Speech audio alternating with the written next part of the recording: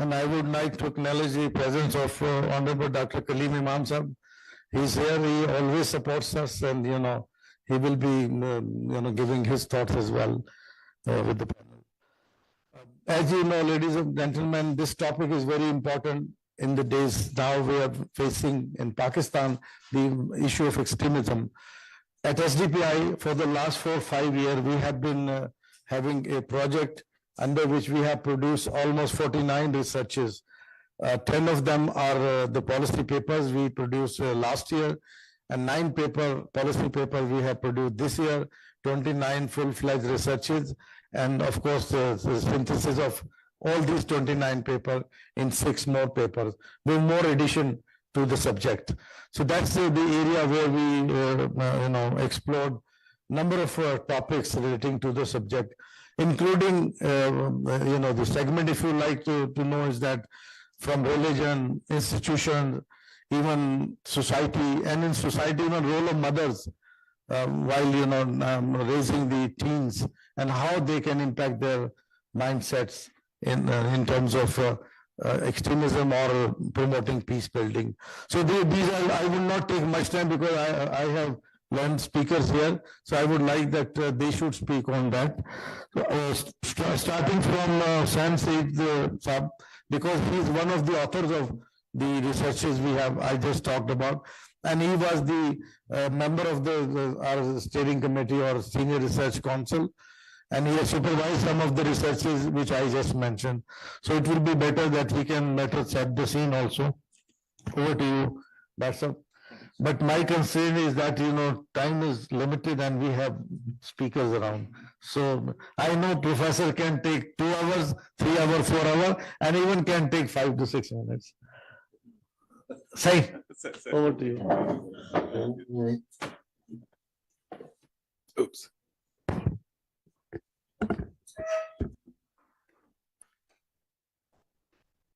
Dr. Shafkat, thank you so much, first of all, for inviting me to address the August audience and present my findings. It is, in fact, very pertinent subject, and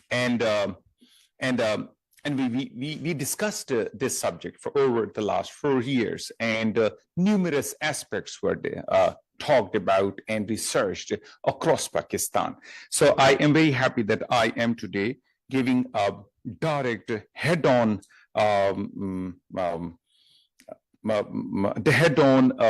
theme that I have been provided with, and that is more research-oriented rather than speaking on different things that have already been discussed, that have already been researched. So it is alternative strategies in PCVE, bridging gaps in PCV research in practice. In fact, this subject is an emerging field as per my thought, our discussion. Does it work? Does it does? Yeah. Okay. No, it's not. Okay. So proceed. The next slide. But it's still literature is very limited in this subject. There are numerous areas that it encompasses, but still we are keeping it quite hollow from inside. And that is, in the meanwhile, I say that the evolution of literature of this PCVE is important for the creation of applied research on preventing violent extremism or countering violent extremism. And therefore, there is a gap that we have to fill with our research, with our practice. So what are those? No. Okay. Again. It is. Okay. So the first one, I'm directly coming to the 3. इसका button कौन सा है? वही दबा लेकिन अच्छा. Okay, here we go. Ab start. सही है, ठीक. So an important practice in this regard, directly coming over to 3 basic points that I have brought here. In this regard, is to bring together various stakeholders involved to raise awareness on how violent and extremist groups perpetuate violence, and then seek ways to understand gaps in research and practice of this PCVE and properly put the research to practice. We, during this research, we brought numerous stakeholders. Some of them were agreeing to come over and many of them not, which further means that they were not finding it that important. Second important thing, they used to come over, they used to speak a lot, and they used to take our recommendations as well. No one was speaking about their practicality, their pragmatic approach that it must be implemented. So first recommendation, very important, that I have brought here is that not only holders may be involved, but they may also be requested to incorporate all that research we have conducted. And in the meanwhile, when practitioner comes over, they also give their demands to us, like, listen, what you are targeting is something extremely different. What we need is this thing. So go on, research on that, and we will get that. So head-on collision, which means we take things head-on, and therefore, I must appreciate people from NACTA. They were the ones who were very responsive when we were asking them to come over and asking them to give their propositions. There is another method that could be involved with the victims and survivors of violent extremism in preventing violent extremism, and countering violent extremism research, and linking them to practitioners and support organizations in order to gain first-hand knowledge of undesirable situation of being victims of violent extremism. Implying the victims and survivors' first-hand experience, its policies provide undeniable arguments about traumatizing effects of violent extremism on individuals as well as on entire society. We also see that it is realistic, it is doable, it is pragmatic, and all these policies can be implemented in terms of conflict management. We have linked that with the conflict management as well. So we believe that those who survive with this violent extremism, those who are there with this extremism, and they are the victims, they are the ones primarily who can give an input, very practical input. And therefore we say that it is very important that the well-being and mental health of the victims and survivors is not compromised during their involvement in the research. That is something we take very strictly into notice when ethic values of our research comes over. And my last point, a vital measure in this regard could be the strengthening of the network of PCVE researchers and policy formulators to ensure the sharing of best yielding practices of preventing and countering violent extremism. This will help guide the future PCVE researchers to come up with more realistic, practical approaches that can be implemented on ground. A strong network of such researchers will not only help in identifying the gaps in this research, but will also lead to formulation of recommendations to convert the research into sound and practical implementation system. And for that matter, a very good network has already been established by the SDPI, and we believe that this can be copied by certain other provinces. They can have that right there at their provincial level, and they can coordinate with the central one as well.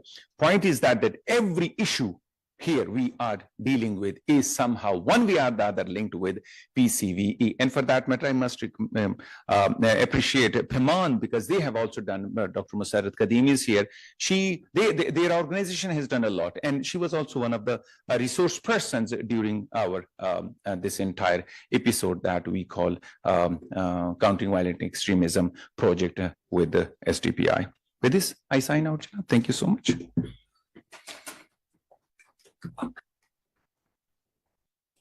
Thank you, Dr. Hussain. You rightly mentioned that the stakeholder networking, all these are very important to undertake these kind of activities and the agenda of policy reforms in countering violent extremism. And if I relate it with the community work, so we have Malak Shahbaz here, who heads the Singhi Foundation, which works in various parts of the country with community. So I have a particular note which I want you to speak on is how community work is impacted by violent extremism and which sort of strategies you advance. I can do it. Over to you, Yeah. Malik sir. Thank you, Dr. Thank you, everyone. Actually, what I'm going to give you is more sort of practitioner point of view in terms of what my organization and many organizations like ours, they have been doing to counter violent extremism or addressing that issue. To our understanding, this has been very subtle and gradual, and it didn't come in a year, 2 years, 5 years. If you see because when we look at it, we think that there have been like first step where of extremism is where people are actually marginalized first. And for us, the marginalization starts, if you talk in terms of youth, if you talk about, think about educational institutions, that starts 30, 40 years back, student unions were being organized just being a student of the university. But we have seen over the years, like now the student organization or the youth, they have been organized in the name of religion with particular political parties having some sort of religious content into that. When that happens, so it means a certain number of students in that particular university or youth were actually marginalized. And we have seen this happening not only with youth, but also in every aspect of life, where the first step, we believe, is the marginalization of people. Once they are marginalized, then probably it gets easier in terms of converting that whole thing into extremism and then going towards violence. Our own experience is we have seen this is not the only factor. We see the community places where people used to have collective gathering. If you go into the rural Pakistan, so you would see there have been like festivals irrespective to that. And people used to participate in those festivals without any religious background or any sectarian background or whatever. Now that particular space has been taken by, we believe, largely by religious actors, because the first thing that came in was sort of having particular attached memes with those things. We have seen that these community spaces, once the people were pushed from, journal communities were pushed from those festivals, now we see a lot of milads are happening, a lot of particular things which are having a religious connotation or coming or are derived from different religious or sectorial things. That's happening. So once these things moved away, the spaces were captured by the religious factors, right? So that's probably another thing. I think once we enact and other people and the people who are working on this on from government side, the important is, like, we think about the drivers which are driving these marginalization and then turning into more sort of extremist thinking within communities. Another point which we believe we have been working a lot, we have been working in KP on access to public services and governance, and we have seen due to the absence of forums and due to the poor implementation of rule of law, we have seen like communities taking things in their own hands and turning small issues into violence.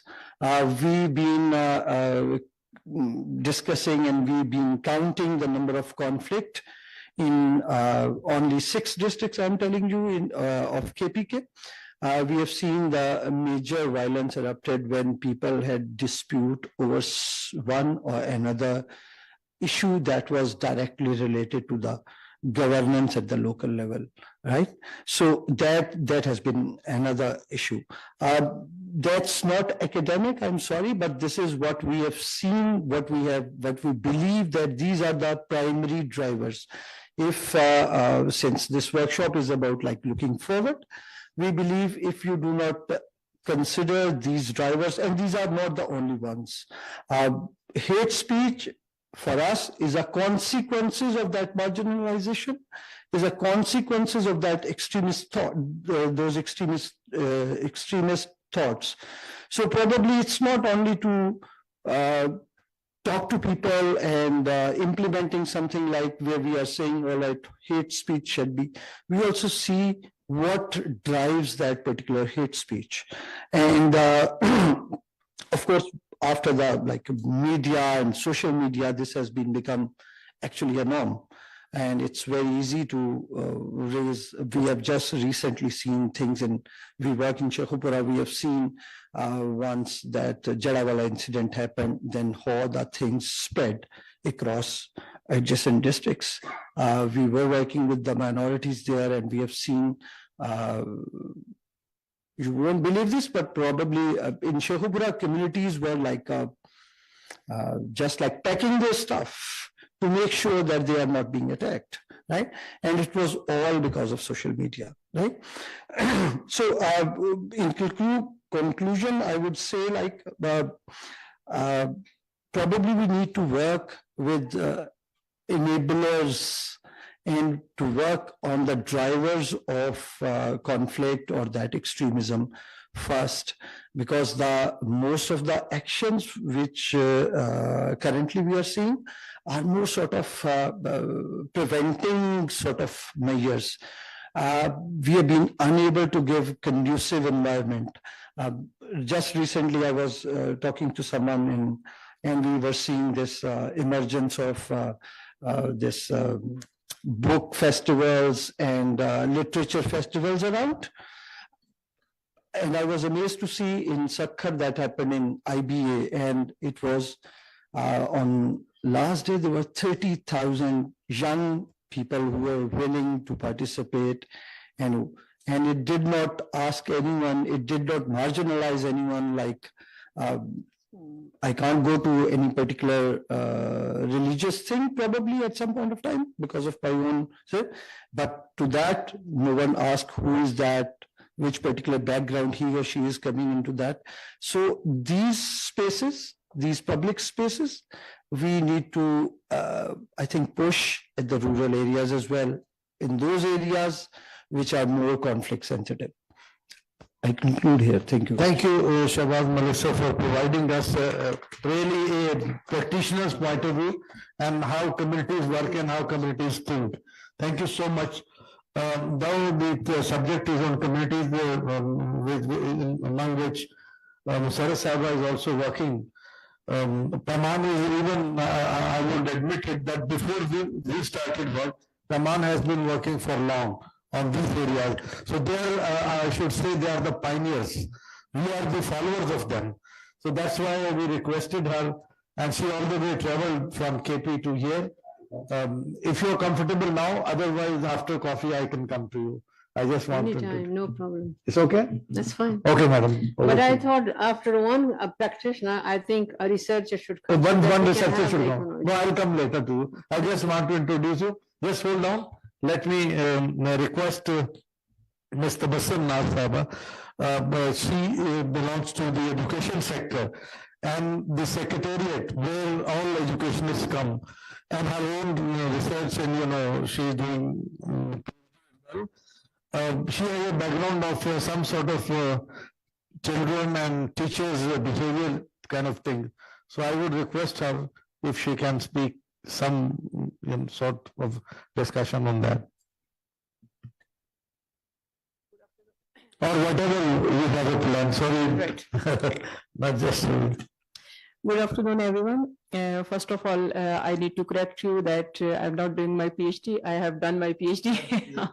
Congratulations, because the CV I have that has PhD, but congratulations. Actually, I am doing my postdoctoral research, basically. Yeah. Okay, Doctor.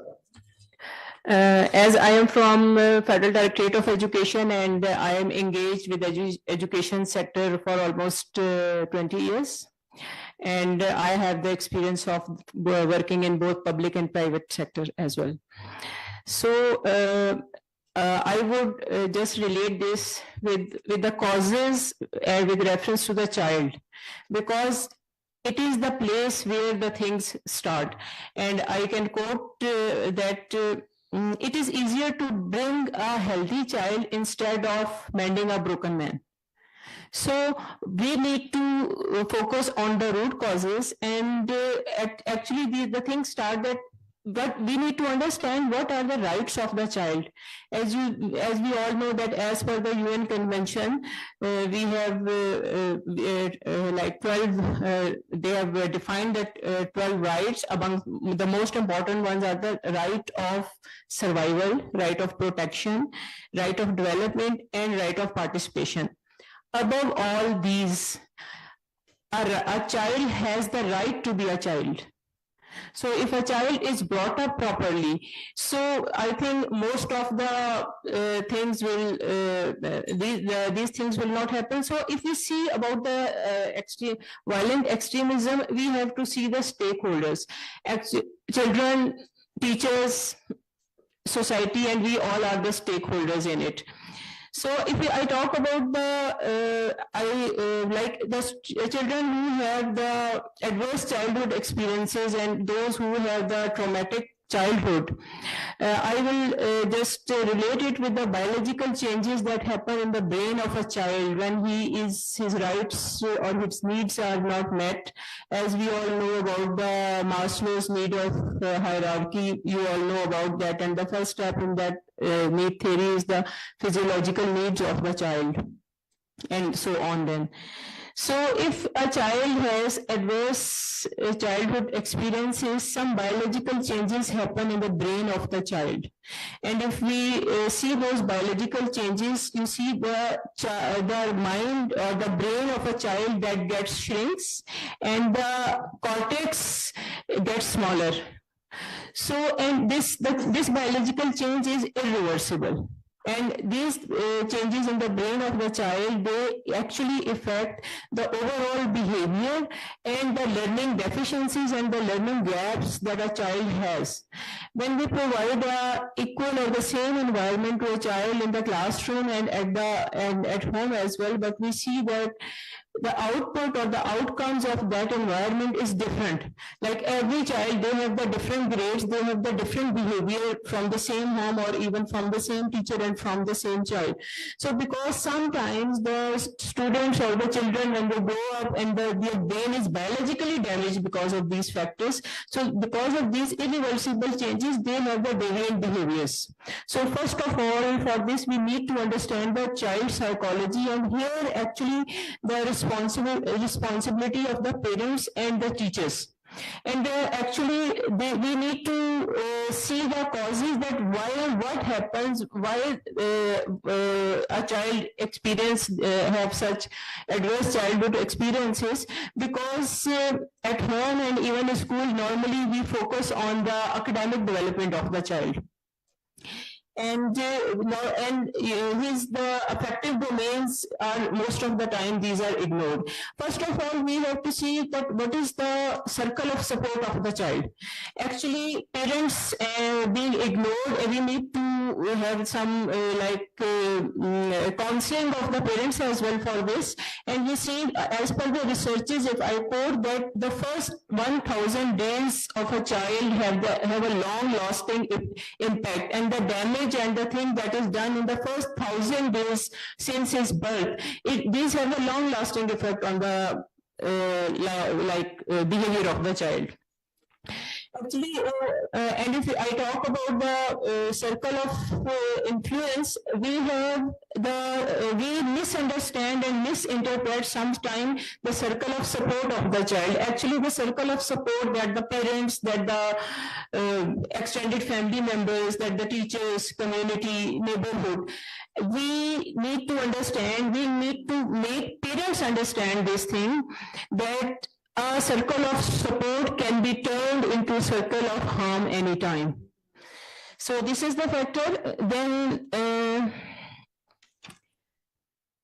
other things are that we need to address such things, and we need to address the positive behavioral skills and attitudes in the curriculum and their implementation as well, because as we all know that our curriculum that keeps changing, but there are certain things that are, although they mentioned in the learning outcomes or the objectives of the curriculum, but that are not actually implemented in the classroom. Because if we see about the national standards of the teachers, we have the knowledge and the skills and the attitude, and most of the time we focus on the knowledge domain of the curriculum and the skill domain through which a teacher has to administer his own skills in the classroom to have positive behavior in the students.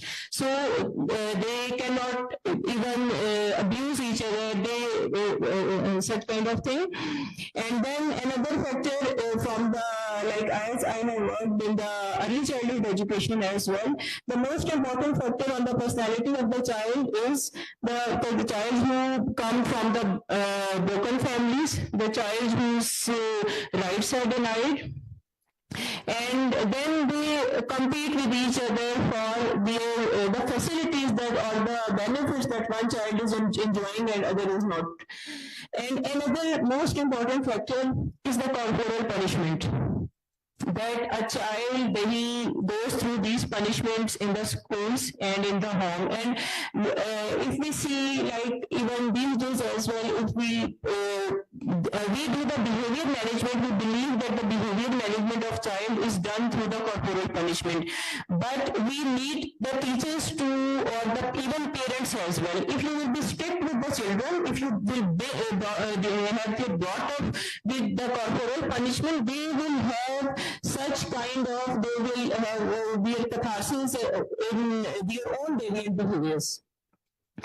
I take one example with you as well. I visited Japan in July. So I visited number of institutions in Japan, and I have 4 students from our Federal Directorate of Education. They accompanied me over there. So they participated in their different school activities. So once they were sitting in the maths class, and one of my student, our Pakistani student, who was sitting in the maths class, and I was doing their class observation, and but we observed that the children, they were doing their worksheets, and when they submitted their worksheets, they were playing with each other, they were not in lines, and the teacher was happy with them, because everybody who has done the worksheet, whether they have done it or they have not done it. So if a student that he was having a problem, so immediately they used to call the remedial teacher as well, because in like in our education system, if a student has the problem, we just tag him that he is not able to do anything. So one of my students who was there in that class, and he was observing that they all are making noise. So he said to me in Urdu कि अगर ये मेरा school होता तो teacher मुझे अभी तक मुर्गा बना चुका होता. So that was the thing. This was the thing which the children observed, and they said that I wish that these should be my teachers. So this is the thing, a corporal punishment, it always have a negative impact. And another thing on which government is working massively, and even Federal Directorate of Education is also taking part, is the toll of the out-of-school children that we have in our country, and that is around 22.8 million.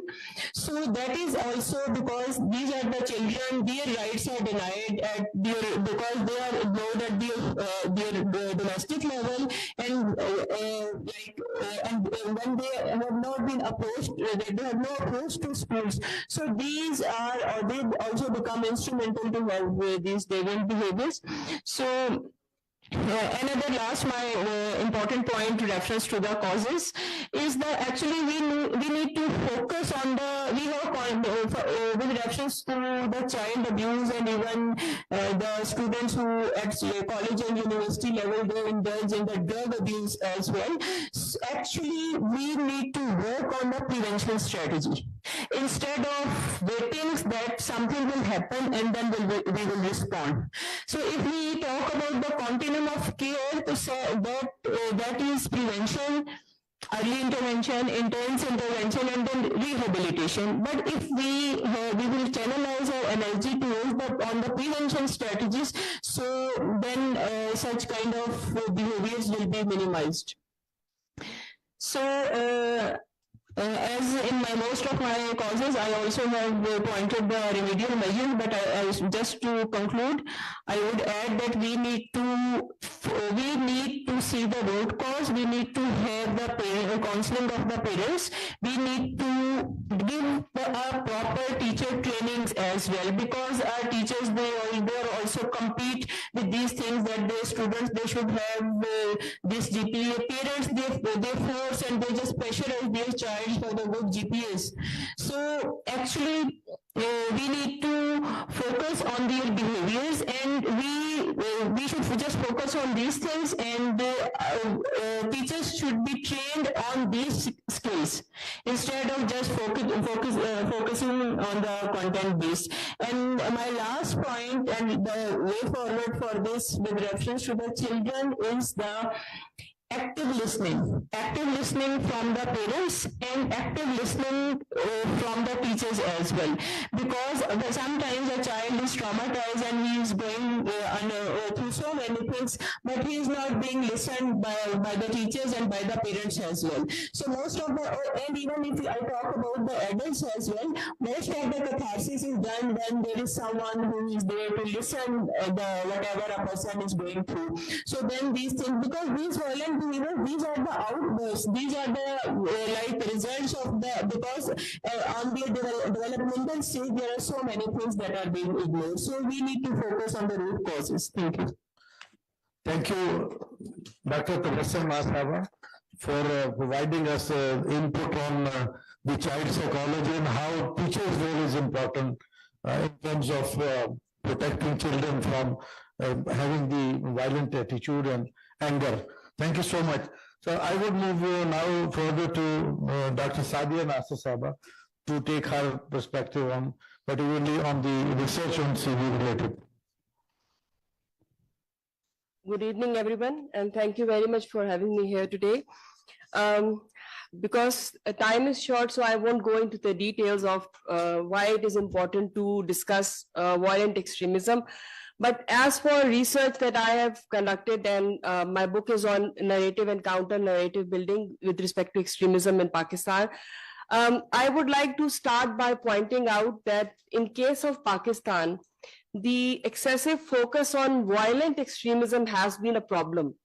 Because when we tend to focus on violent extremism, it has led to the policy making that were very militaristic in Pakistan. So the main issue is that we need to look at the holistic issue of extremism and formulate policies that can see the diverse manifestation of extremism in Pakistan, ranging from ideological, religious, ethnic, gender-based, and violence is one of them. It is not the most important aspect of extremism. For me, and whatever I have studied, we, as Dr. Shivasab has already mentioned that in detail, we have missed the actual root causes of extremism, and these root causes eventually culminate into violence if they are not dealt with at the initial stages.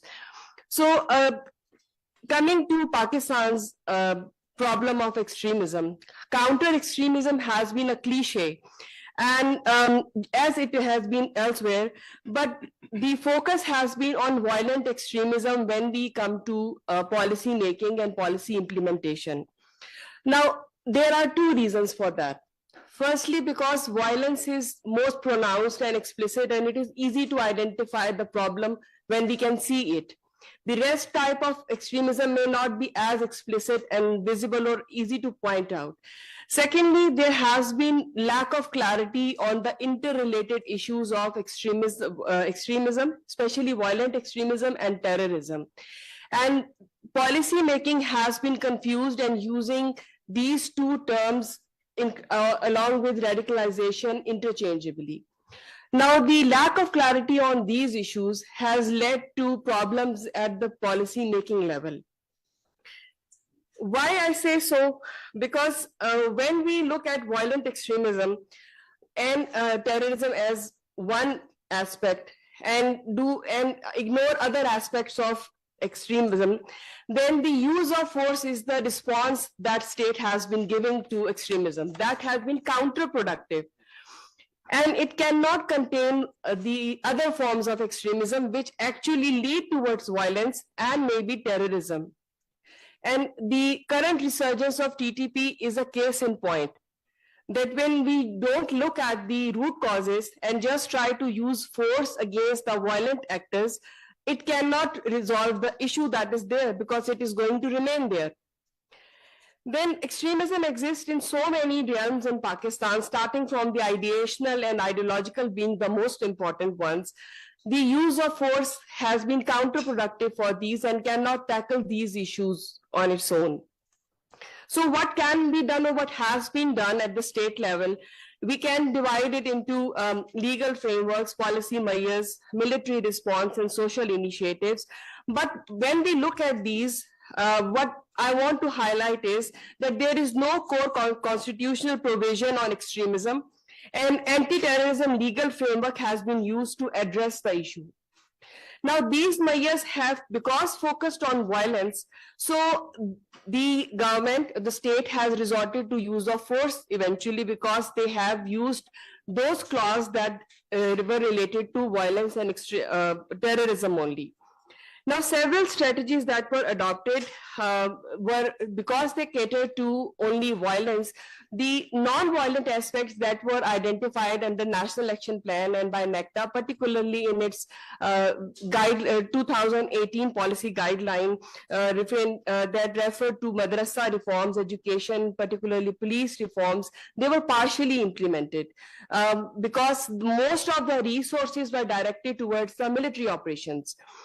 And once the military operations stopped, there was no backup for the socio-political economic development of the areas that were affected. Now, adding to this is another factor, and that is the extremism in Pakistan is essentially related to religion. And extremist elements have been justifying use of violence and their representation as being the representative of religion by using religion to build their narratives on.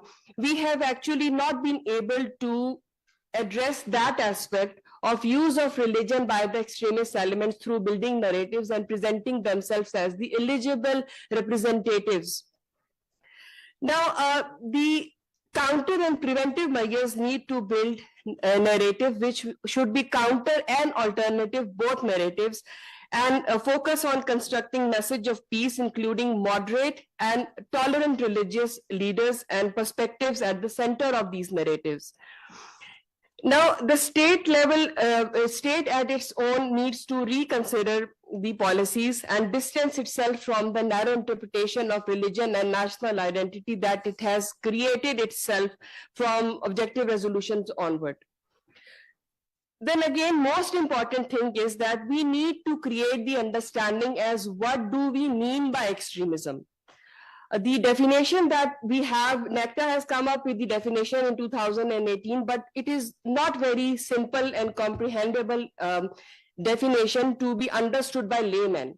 We need to have several definitions pointing out the same, they having same outlook for school children, their teachers, their staff, for university, for civil servants, for healthcare workers, and also the especially women population, the mothers especially.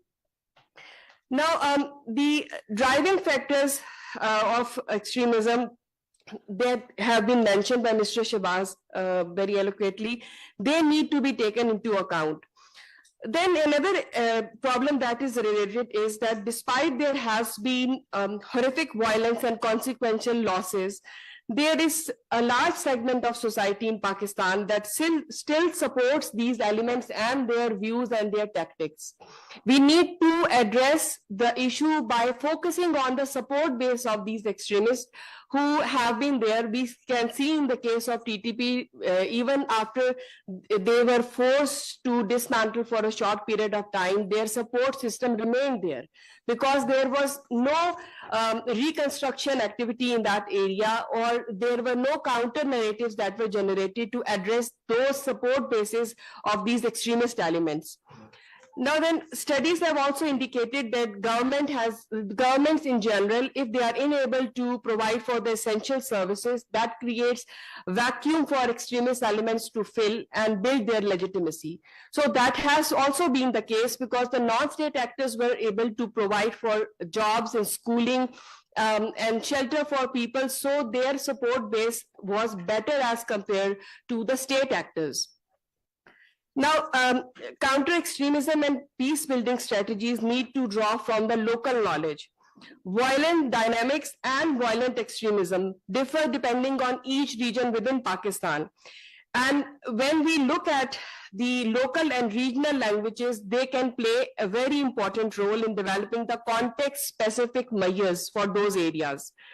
Fatwas against violence and terrorism written in local languages and Urdu can be very significant in this regard. As for violent extremism, community resilience needs to be focused. By that, I would mean capacity to comprehend, resist, and manage the danger. For that, they need to know what actually is extremism. So again, going back, the understanding of extremism should be created at all levels.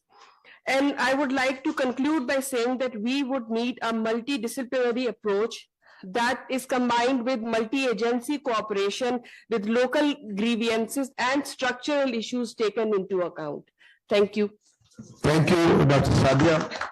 I think you have raised a fundamental question. Some question for state, what is the role of state and what state is doing. Instead of just I narrating, we have Dr. Bayab here. So he will be taking from here what they are doing for us or for the CV subject from NECTA. And let me, as I earlier mentioned, that we have together organized this event, and we have an MOU signed together that we will be conducting research and other activities. So what do you Dr. Presentation, please. Presentation from another doctor.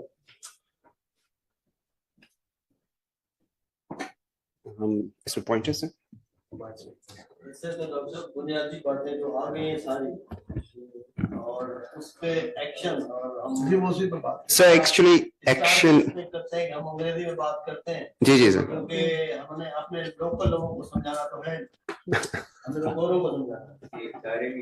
अब मैंने जो बात की है बच्चों को आप किस बार में सिखाएंगे, किस बार में समझाएंगे। पर्सनालिटी बहुत अर्ली एज पे डेवलप और हम बड़ों को और हमारी ये सोसाइटी में ओवरऑल है कि पुलिसिंग पे जोर है हमारा, एजुकेट नहीं करना। अभी वो किसी बच्चे ने वो मार दिया छोटे ड्राइवर ने, अब वो कहते हैं कि उस पर बैन लगाओ। वो भाई पेरेंट्स को समझाओ, एजुकेट करो कि उसका क्या इम्पैक्ट है। I agree, sir. डिस्कशन को उस तरफ ले जाएं। So I will actually, as far as taking and I apologize for speaking in English, unfortunately.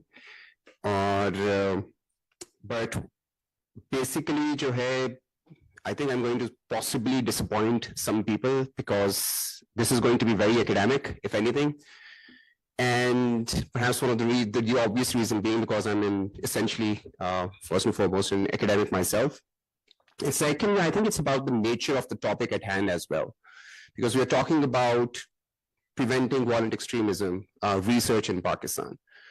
And essentially the gaps within the literature. And that's the reason why NECTA proposed this particular topic, is because we want to fill those gaps. We want an understanding over what research on violent extremism generally is. And this is in addition to, again, some of the things that we would be doing, but this is possibly for academics as well to figure out the sort of space that exists within. And in addition to that, the things that are often overlooked,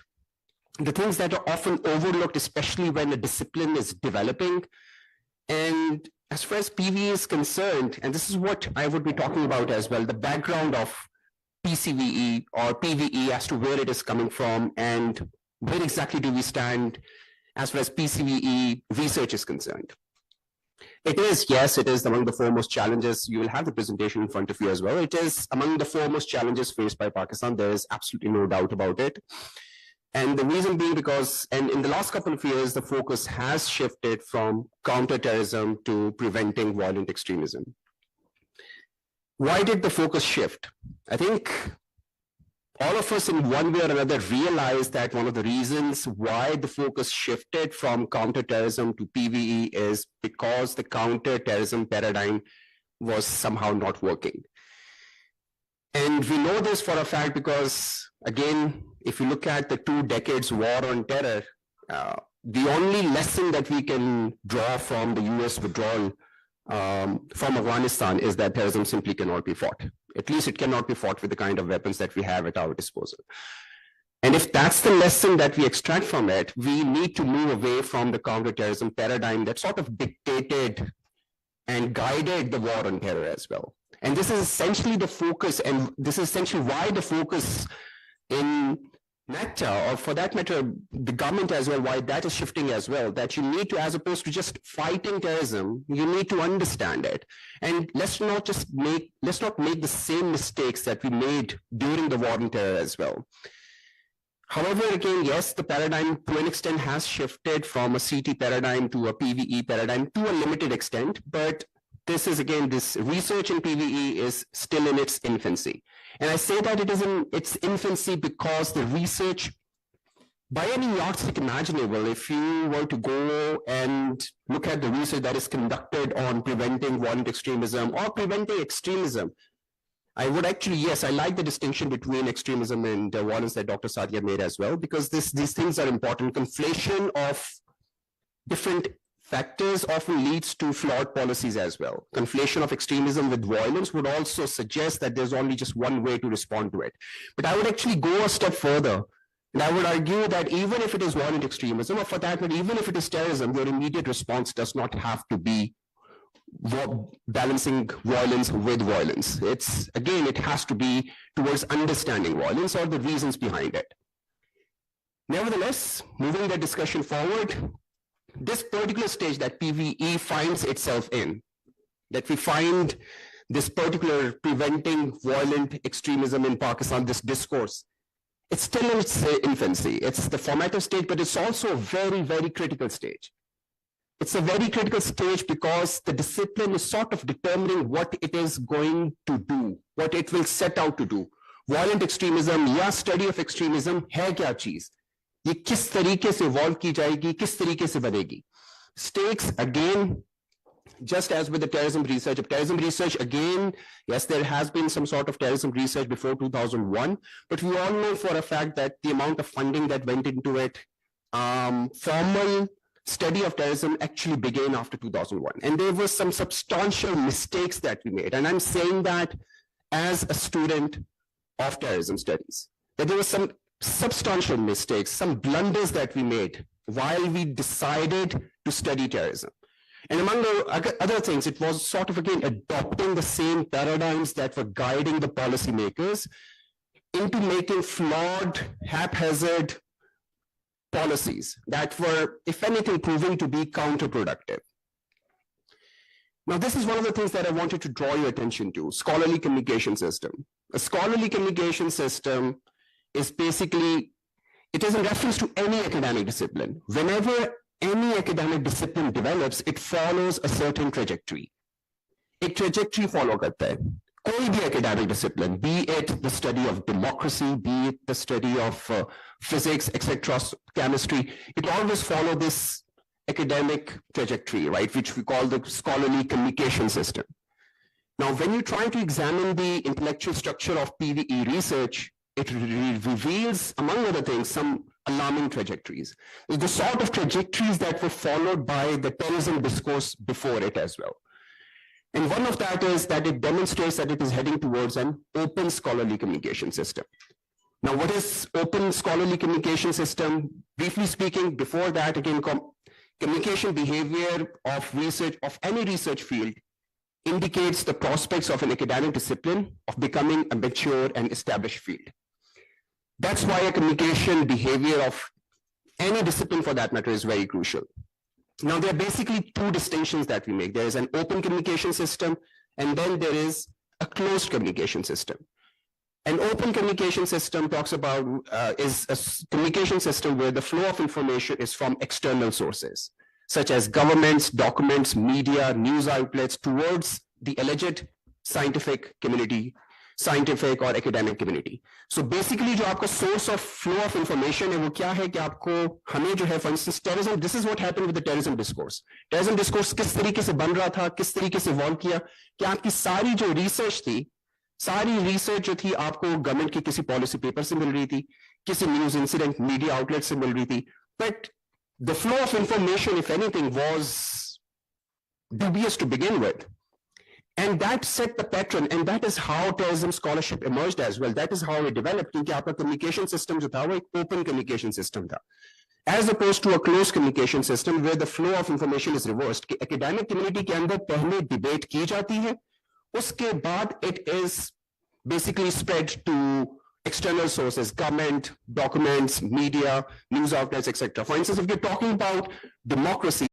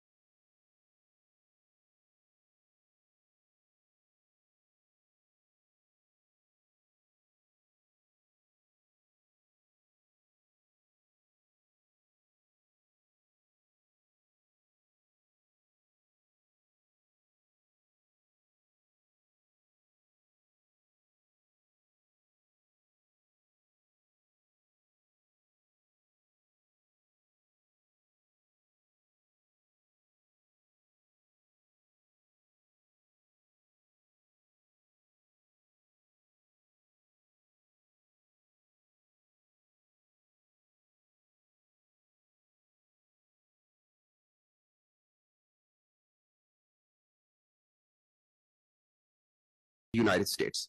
So there's a reason the overarching theories, paradigms, it is very difficult to make those in relation to VE. This is not necessarily a bad thing. It is something. Context specific theories or paradigms are not or would not be a novelty to PVE, but that in itself sort of creates problems insofar as drawing generalizations from the field are concerned. 6, ownership of the discipline. Now, who is to take ownership of the discipline? Discipline जो है PVE की ownership कौन लेगा? Should it be sociology? Should it be psychology? Should it be political science? Should it be international relations? There's just again this lack of clarity over who would take ownership of this particular discipline. As Dr. Sadia mentioned, yes, that ultimately the answer essentially is that you need multidisciplinarity, because again, it's something that transcends a number of different academic disciplines, and I agree with that. But nevertheless, as to where it currently stands, PVE kiske purview mein aati hai, it's again just this lack of clarity. And as a result of that, there's lack of coordination among scholars as well, the scholars that are dealing with it. 7, inherent preference for kinetic over non-kinetic measures. PVE is something that, by virtue of what it is, it demands non-kinetic measures, right? And because we have this inherent propensity, owing to, again, the credit goes to the war on terror paradigm or the CT, counterterrorism paradigm, because we have a preference for kinetic measures. So for that reason, PVE is another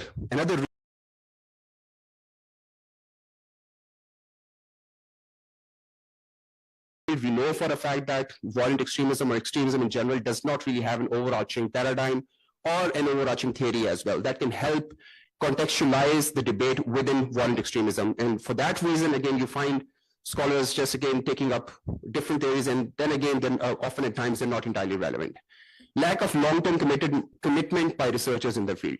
What you find is that certain scholars would just start talking about violent extremism just because it is perhaps at the moment it is somewhat fashionable, and then again just abandon the discussion altogether.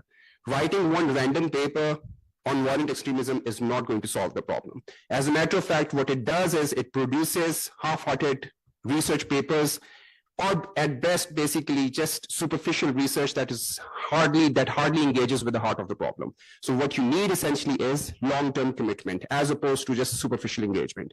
Over-reliance on secondary research. Again, over-reliance on secondary research, अगर आप इसमें जो PVE की research में जितने भी, again, over the last 7-8 years, if you take up again, because that is when research on violent extremism started, if you take that up, you will realize that if anything, if you were to do a statistical analysis, over 80% of the research is essentially driven by, it's essentially secondary research. There's hardly any primary research done in the field. And secondary research does not really allow a discipline to flourish. And if anything, the research that is being conducted, that become very dubious as well. Failure to distinguish between popular and scientific material in the field. Popular in a sense कि जो media outlets से जो basically आपको news channels वगैरह से जो information मिल रही है और जो साइंटिफिक मटेरियल है उसमें again you are unable to distinguish between the two, primarily owing to the flow of information, क्योंकि पीवीई में भी flow of information is through external sources. Inability to engage with sensitive and controversial topics. When you're talking about Pakistan, especially when you're talking about religious extremism, it by default requires you to take up and deal with highly sensitive and highly controversial issues. If you're not willing to do that, you won't be able to understand the problem. But because they're deemed sensitive and because they're deemed controversial, for that reason, there is this failure to take the problem head on as well. And that compromises the credibility and overall efficacy of the research as well. Access to affected areas. यहाँ पे पाकिस्तान के context में आप अगर देखें तो primarily जहाँ पे रिलीजियस एक्सट्रीमिज्म ज्यादा है वहां पे रिसर्चर्स का एक्सेस नहीं है. अब आप अगर रिसर्चर्स को एक्सेस नहीं देंगे फाटा का जहां के वहां पे रिसर्च कर सकें, या आप अगर एक्सेस नहीं दे सकेंगे कि बलूचिस्तान में जाके रिसर्च कर सकेंगे, that is a problem. This is a problem that all researchers tend to face as well. 14, market relevance and academic incentive. Market relevance, yes, PCVE over the last couple of years, इसकी कुछ किसी हद तक एक market relevance बनी है. There's some sort of again some money in PVE as well. But other than that, as opposed to many other disciplines, it still doesn't have that kind of market relevance and academic incentive. So I think this is possibly again an area where NACTA sort of is coming in as well, sort of emphasizing the need for PVE research. Then, because in the process, what you do essentially is that you create a market for this particular topic, so that academics are more interested in doing this research. The last one, repetition and superficial scholarly engagement. This is essentially a problem of short-term engagement or just basically taking advantage of the fact that this is a hot topic, so you might as well just write a paper on it. But short-term engagement with the problem would just produce repetitive and superficial research. It does not really help solve the problem. This is something that happened. There's something that we observed with the terrorism scholarship. Terrorism scholarship जब आप 2001 से लेके खास तौर पे 2010 के जितने भी अगर आर्टिकल्स, रिसर्च आर्टिकल्स वगैरह आप देखें इंटरनेशनली खास तौर पे उसमें आप one of the fundamental problems है इसके एक सुपरफिशियल एंगेजमेंट है कोई ये कहा जाएगा जो someone again who's working on laser weapons and they would start talking about how laser weapons can be utilized by terrorists. The paper knows nothing about terrorism.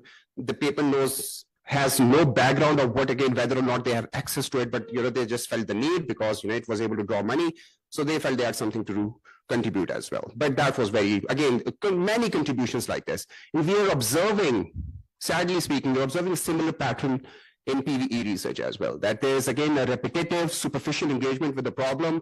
You can take up a number of different articles and they would essentially repeat the same arguments over and over again. So there's substantial repetition, and because they're essentially all of them are utilizing the same secondary sources.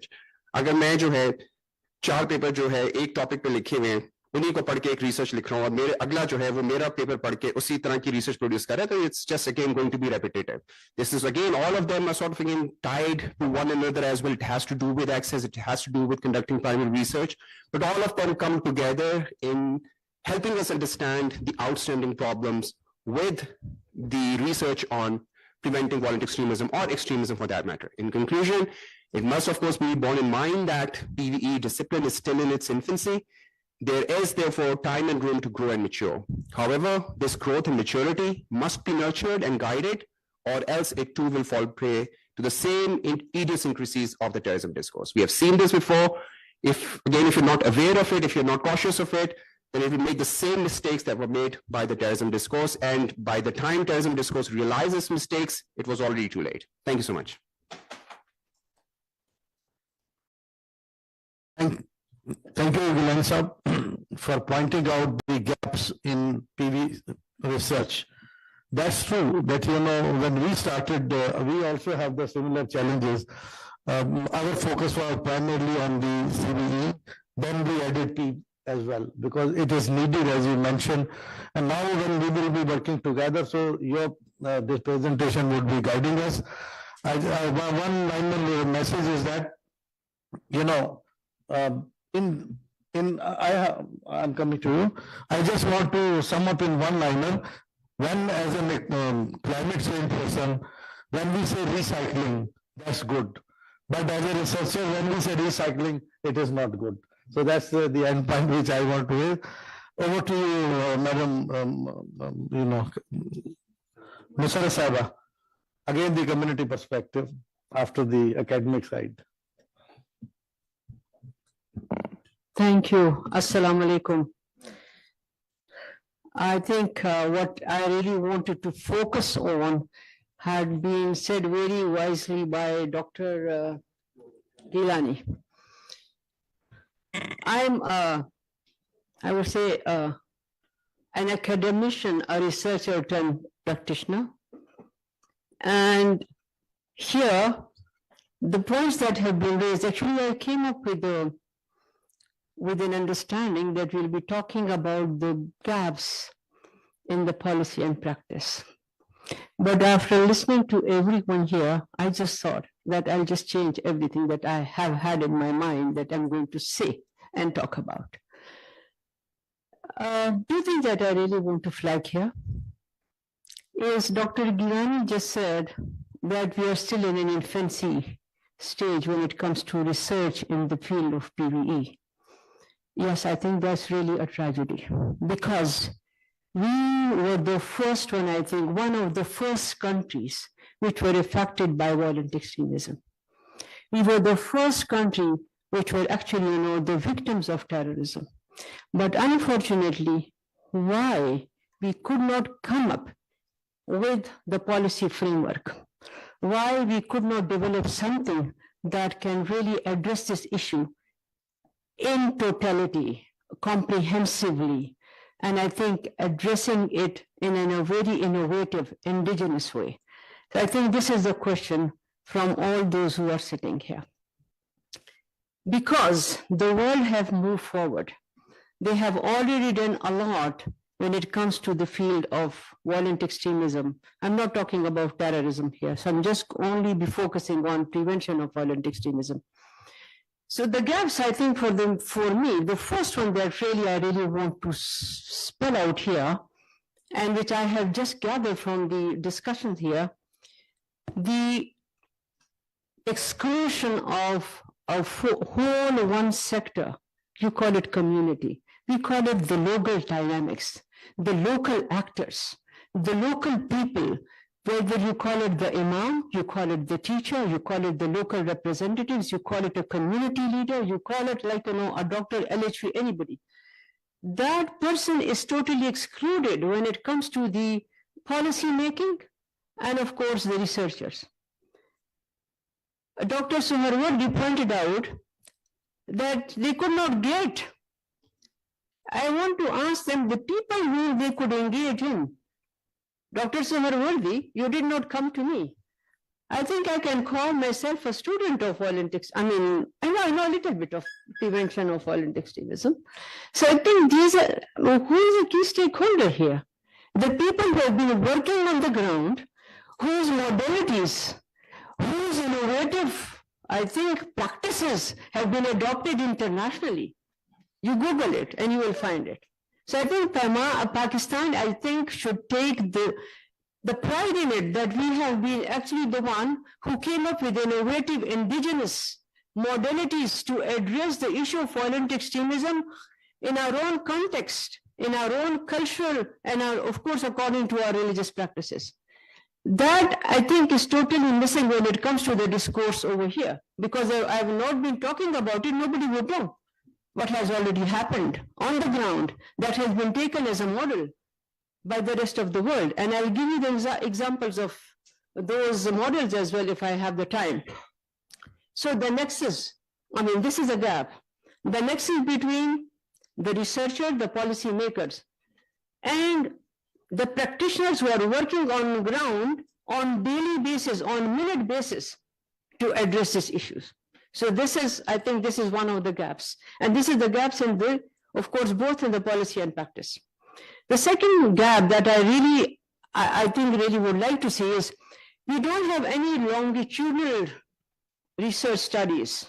And the longitudinal means, and I'll give you the example of that, when we realize that something wrong is happening in my region, that is called Khyber Pakhtunkhwa, we selected 2 communities, one in Swat and one in Khyber agencies. And we carried out a longitudinal study of the 2 communities and selected individuals. And you know that it's a continuous process. It's a consecutive procedure. You have to actually observe the attitude, behavior of the target group, the prevalent tendencies, their approach, their perception, and then devise the strategy to address this. So I think that is really missing when it comes to the research regarding PVE. The third, and I'm talking of both the policy and the program. The third one, I think, which is really needed in the context of Pakistan is, and Dr. Saab, you shared that, you just mentioned the data that we the access to information, the data that is available and not available. And then the sensitivity of the sharing of that data. So access to the data by the researchers, by the practitioners, I think is a key to prevent violent extremism. This is the third, I think, very important one, because when we are talking of an issue, which we even have, like you just said, we always talk about the secondary data, but we do have access to the areas. I have been in Swat before, during, and after the military operations. If I, as a woman, can go there, people who have the will to conduct the research, they can go there and find out what is happening. But unfortunately, like the Westerns, we totally depend on the secondary data. And I always tell my friends in the West that you don't know anything. The reason for that is, how can you rely on a secondary data? when things are happening totally different. And I'll give you an example. Everybody says the root cause of a radicalization of a child or a youth or anybody is what we call it? Poverty, always. You mentioned something, and I really wanted to have a discussion with you on that because I have worked a lot on the cognitive aspects of and the psychology of the youth that we de-radicalize. We have been, we de-radicalized almost 1,400 plus youth, rehabilitated and reintegrated them. So you can imagine, the hands-on experience of how to handle a radicalized person. So the data that is being shared worldwide, that these are the root causes, I always challenge them. Because I have the examples of all those people whose the root causes of their radicalization is not 1, 2, or 3. And we can talk about it as well. So that's something, a topic that really need to be discussed, and there is a gap in it, that how to actually, find out the root cause of the radicalization or violent extremism of an individual and the community. And there is the variables differ a lot in many ways. The fourth thing, and that I think I really want to flag it here, somehow when you look at it, in Pakistani context, and I'm so glad as DPI and NECTA have really taken this cat out of the bag and discussing it here. We really need to have had this sort of discussion the moment the first terrorist attack took place on the soil of Pakistan. It is still time, it is too late, but I think it is still time that we can do that. The other important issue that we really need to, that is discussion and discourse. But at the same time, one thing that is really missing from this is the narrative, the alternate narrative, Madam Sadia, you mentioned very, I think your presentation was very comprehensive and was just listening to it carefully. Thank you for sharing such a rich presentation. I think one thing we really, when we talk about the alternate narrative, I don't call it counter narrative. I call it alternate narrative. Because counter means, again, use of force. I think it becomes too militaristic in its approach. So alternate narrative for me is not the Paigam-e-Pakistan, not the Dukhtaran-e-Pakistan. What do you want to imply? You mean that this whole narrative can only be developed by a handful of people with a certain ideology? What about me, you, and everybody? Were you involved in it? I was asked to review Paigam-e-Pakistan, and when Dukhtaran-e-Pakistan, and when I was going through it, I said, what do you mean? The women only have reproductive and productive responsibility. They have no responsibility to contribute to peace building, to economic development, to political development, to social cohesion, and to, of course, come up with strategies to address the issue of violent extremism.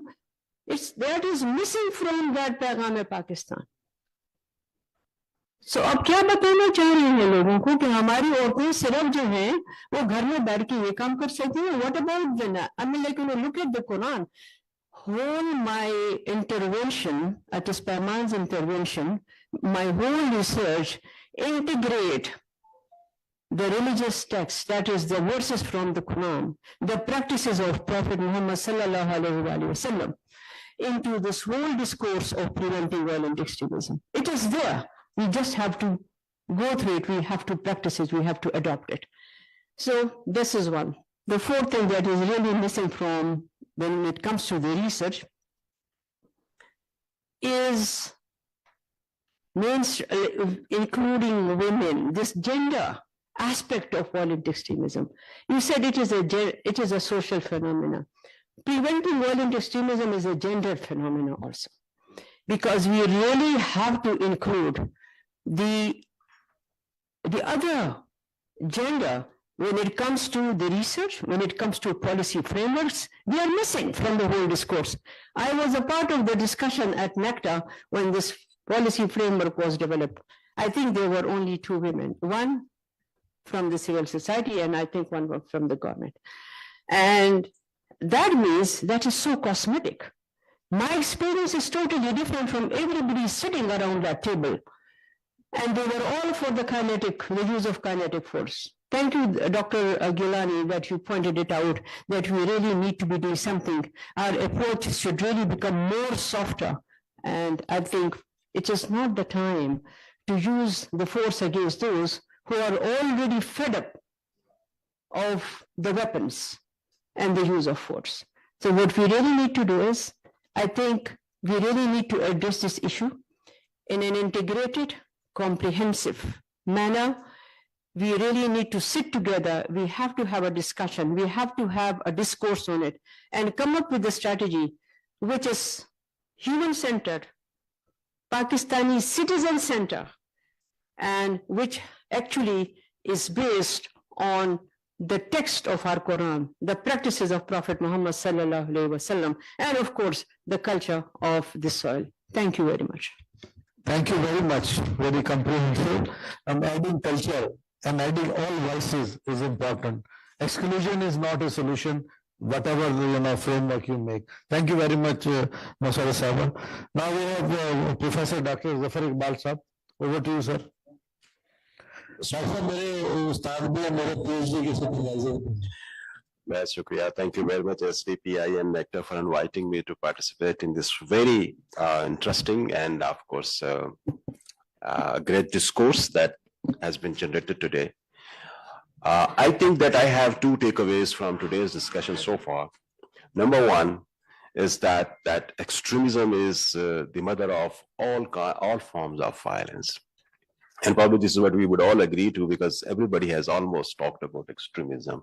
So this is in fact something that we have to look at. I mean, this should be taken as a very primary target for all the kind of researchers, that wherever there is extremism, whether this extremism relates to, some kind of, intolerant toward the differing opinion, intolerant to a different color, intolerant to different language, whatever the fault lines are there in Pakistan, these are all because of that very important phenomena that we call extremism. And the second takeaway for me from today's discussion is that there is no short-term solution to violent extremism in Pakistan. We have to go for something very long-term, but at least we have to be able to understand that what exactly the violent extremism and where lies the solution. These are 2 very important takeaways for me from today's discussion. But as far as I myself is concerned, I'm a professor of media studies. So I would like to take you to some very important component, which is in fact causing a lot of, extremist tendencies in the society, that is media. And the second very important thing is education. मैं बड़े अफसोस के साथ ये कहना चाहूंगा, आप जितने भी researchers अगर आप पढ़ें, you will see that in education, in all the books that we come across, I mean, the books I have so far studied from my class 1 till now, वहां पे मुझे नजर आता है कि all the heroes that have been made heroes for me, my idols, these were all in fact jingoistic, they were warriors. मुझे ऐसा लगता है कि 65 का वॉरियर कौन है, मुझे वो नजर आता है. मुझे अपने कोई पिछली अगर हिस्ट्री में भी अगर उठा के देखें तो मुझे वहां पर भी सारे वॉरियर्स मेरे हीरोज नजर आते हैं. When this is something that I'm trying to impart to my children, what we should expect from them now.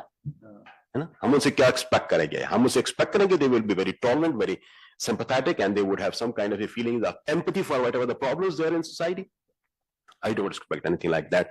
The one who has been given this kind of seed that they have to have these all warriors as their heroes, तो फिर आप सोच सकते हैं कि and पे जाके वो कहाँ पे अपने आप को प्लेस करेगा. So there is essentially a need to revamp the entire education system. मैं अगर आपको बताऊं कि हमने थोड़ा बहुत काम from class 1 to 8th class तक की हमने जो books का analysis किया है, जिसके अंदर हम ये समझते थे the education policy of Pakistan says, and that is actually aiming that we have to create tolerance, empathy, justice, affection, and love, and the respect for others. These are very important basic components of our objectives of, you can say, the education system that we envisage and we try to implement in Pakistan. Are we doing this? Are we creating empathy in the children? Are we trying to create some kind of tolerance in them towards the others? Probably we are doing something reverse to it, something just opposite to it.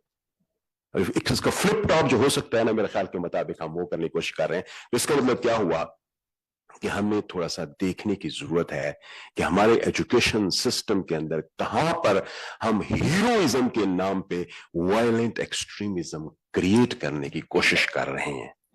मेरे ख्याल के मुताबिक we should talk more and more about that, and we should come up with some kind of, you see, policy framework for that कि आपके education के अंदर क्या changes ले आने की जरूरत है.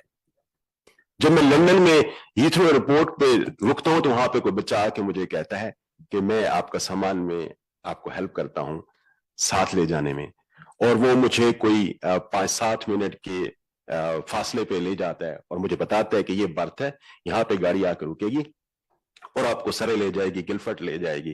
तो मैं जब उससे ये पूछता हूं कि why have you done this thing to me, which you have wasted your time, तो उसने मुझे कहा था कि I'm actually on social work, so I selected today the airport to help someone who is in need.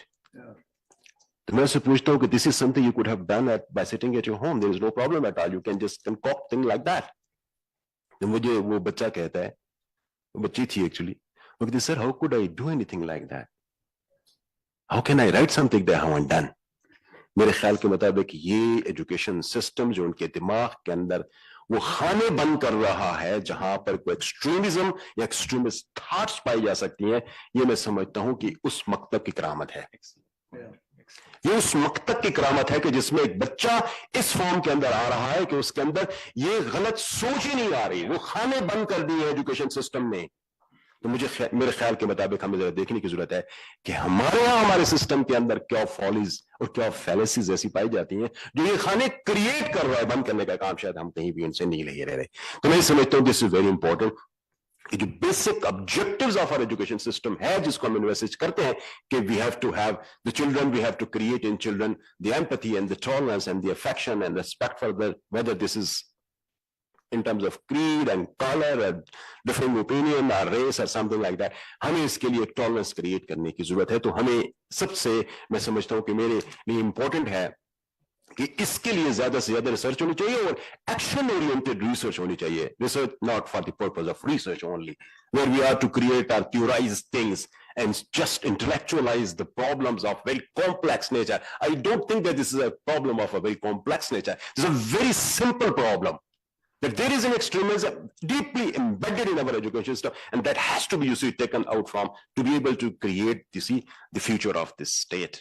That's why I was saying that the takeaway for me is that there is no short-term solution to this. If we start doing and start thinking about today, maybe after down the road, maybe after 20 years, we should be able to have that crop that would be created by our education system, which is tolerant, which is having some kind of empathy for the problematic people.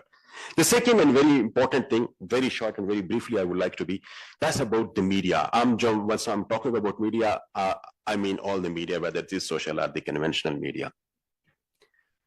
रात को TV के ऊपर मैं बैठता हूं, मेरे बच्चे बैठते हैं, तो वहां से डेस्पोंडेंसी और किसी भी किस्म की पॉलिटिकल इंटॉलरेंस के अलावा कुछ भी लेके नहीं उठते, कुछ भी लेके नहीं उठते.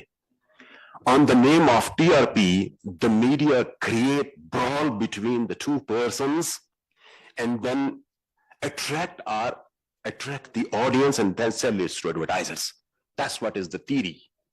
That's what is the theory and the whole paradigm of media working. Create करेंगे conflict, आपकी attentions grab करेंगे और advertiser को बेचेंगे, because this is the way they have to have more money. That has become now a business. मैं एक बहुत बड़े जर्नलिस्ट की बात कर रहा हूं कि जब इसी किस्म के एक जगह पे बैठे हो तो मैंने कहा media is the source of creation of conflict in the system, primary source of conflict. तो उनका नैरेटिव क्या था? More the conflict, more the business. So once this kind of thing is there, you can just imagine that what kind of thing we will be having in the society. TRP जिसे target rating point कहते हैं, मैं ये कहता हूं कि शफकत साहब की और नेक्टर की मदद से मैं चाहूंगा कि प्लीज खुदा के लिए इस TRP से जान छुड़ाने के लिए कोई IRP इम्पैक्ट रेटिंग पॉइंट की तरफ जाए. इसका एक ऑल्टरनेट मॉडल है. हम बना के देने के लिए आपको तैयार है। ये इम्पैक्ट, जिस चीज की इम्पैक्ट होगा लोगों को in terms of having some kind of knowledge that has been added to their individuals, those who are the audience, या फिर उसका कोई impact on the society overall positive form के अंदर होगा। जिस चीज का impact ना हो, जिस चीज के अंदर IRP टाइप को चीज ना हो, उस पे किसी भी सूरत में इस फॉल्टी मॉडल को खत्म करें, उसमें किसी भी सूरत में उनको पेमेंट्स नहीं मिलनी चाहिए। मेरे ख्याल के मुताबिक इस TRP के मॉडल को हमें डिफीट करने की जरूरत है, ताकि जो शाम को जो मीडिया सर्कस लगी होती है, उस सर्कस का कहीं पे we should be able to put an end to that, जो कि हर वक्त आप एक पॉलिटिकल पार्टी के मेंबर को बुलाएंगे और दूसरे को बुलाएंगे, इनके दरमियान में अगर सिर्फ उसी गिलास भी रख दे तो एक कहेगा गिलास है, दूसरा कहेगा गिलास नहीं है। Even the visible thing, even the ultimate truths are denied by them once that's between them. तो मेरे ख्याल के मुताबिक इस चीज पे हमें जरा देखने की जरूरत है कि we have to defeat and we have to be over with this TRP model. मैं आपको बताऊं कि ये पाकिस्तान जैसे कोई एक दो ममालिक के अंदर है, किसी डेवलप कंट्री के अंदर इस किस्म के मॉडल्स अवेलेबल नहीं है, जो हमने फॉल्टी मॉडल यहां पे डेवलप किए हुए हैं। दूसरी इसके अंदर से मैं टेक अवे अगर देना चाहूँ आज के लिए, वो ये कि we have to develop a conflict index of the media contents. The one higher at conflict, which is actually cause of extremism and all kind of violent extremism in the society, higher on the conflict index, lesser should be the money that should divert to them. Yes. I mean, this is so simple to draw honestly. मैं आपको बना के दे सकता हूं कि 5 minute के वक्फे में दिखा दे सकते हैं, 1 घंटे में कितना वायलेंस किस जगह पर डिस्कस हुआ है, जो कॉन्फ्लिक्ट जनरेट किया है उनके कंटेंट्स ने, या फिर 1 दिन के साइकिल में भी हम ये दिखा सकते हैं। बड़े सिंपल मॉडल दुनिया के अंदर अवेलेबल भी है, नहीं है तो हम इन्वेंट कर सकते हैं। But as a student of mass communication I guarantee you and I can assure you on this, there are multiple different models are available that are there to understand what kind of conflict the media are trying to create. तो इस पे जहां पे यहाँ इतने हम बंदे बैठे हुए हैं, अगर कोई एक कॉन्फ्रेंस ये कर ले कि 15 मीडिया को सपोर्ट करने वाली ऑर्गेनाइजेशंस नहीं है, those who are providing finances to media organization, not more than 15 multinational companies, बुलाएं उनको, कहें कि इसको एज ए CSR लें अपनी, because you are supporting the thing that is creating conflict and violence in the society. You pay them for their existence. You pay them for their violent discourses. Stop it and you will see the other day the war would stop. The other day the war would stop, that is there on the media.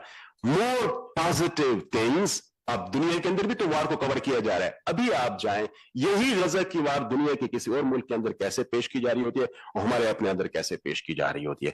वहां पर भी इस किस्म के आपने ये Capitol Hill पे भी अटैक देखा होगा, जिस तरीके से आपने 9 मई का यहाँ पे देखा है। जरा जाएं और उस मीडिया की भी जरा कंटेंट एनालिसिस करके देखें क्या उन्होंने उसको इस फॉर्म के अंदर किया जिस तरह से हम देने की यहाँ पे कोशिश करें। Violence begets violence, violence creates violence, further violence. अब कब तक हम इन चीजों के विक्टिम बने रहेंगे और हमारी आंखों के सामने हमारे बच्चे, हमारी नस्लें इस किस्म की पॉलिसीज का एक्चुअली शिकार होती रहेंगे।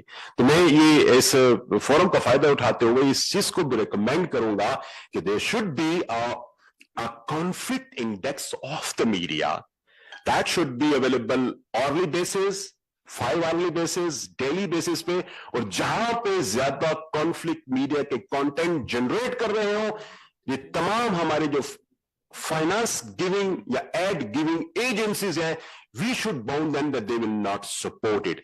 PEMRA can do this thing कि ये आज का violent index of this organisation है, और जब ये आप इशू कर देंगे, स्टेट के लेवल पे भी अगर आप इशू कर देंगे, तो मुझे नहीं लगता कि कोई भी एजेंसी उनको फिर स्पॉन्सर करने के लिए या उनको फीड करने के लिए तैयार होगी। तो मैं समझता हूं कि ये चंद एक सजेशन, एक तो एजुकेशन पे मैं समझता हूं बहुत ज्यादा इंपॉर्टेंट है, और दूसरा जो मीडिया आपके साथ ये सब कुछ कर रहा है उसके बहुत ज्यादा है। और खास तौर पर मैं नेक्टा में भी पिछले दिनों इनकी एक ट्रेनिंग, इनके ऑफिसर्स की ट्रेनिंग वर्कशॉप में वहां पे भी ये कह रहा था कि देखिए दुनिया CNN चला रही है। CNN ये वो वाला मीडिया CNN नहीं, convoluted neural networks. If there is some kind of, you see, violence in the text, they immediately check in and block it. They check it and block it before they reach to the people and spoil the minds of the people.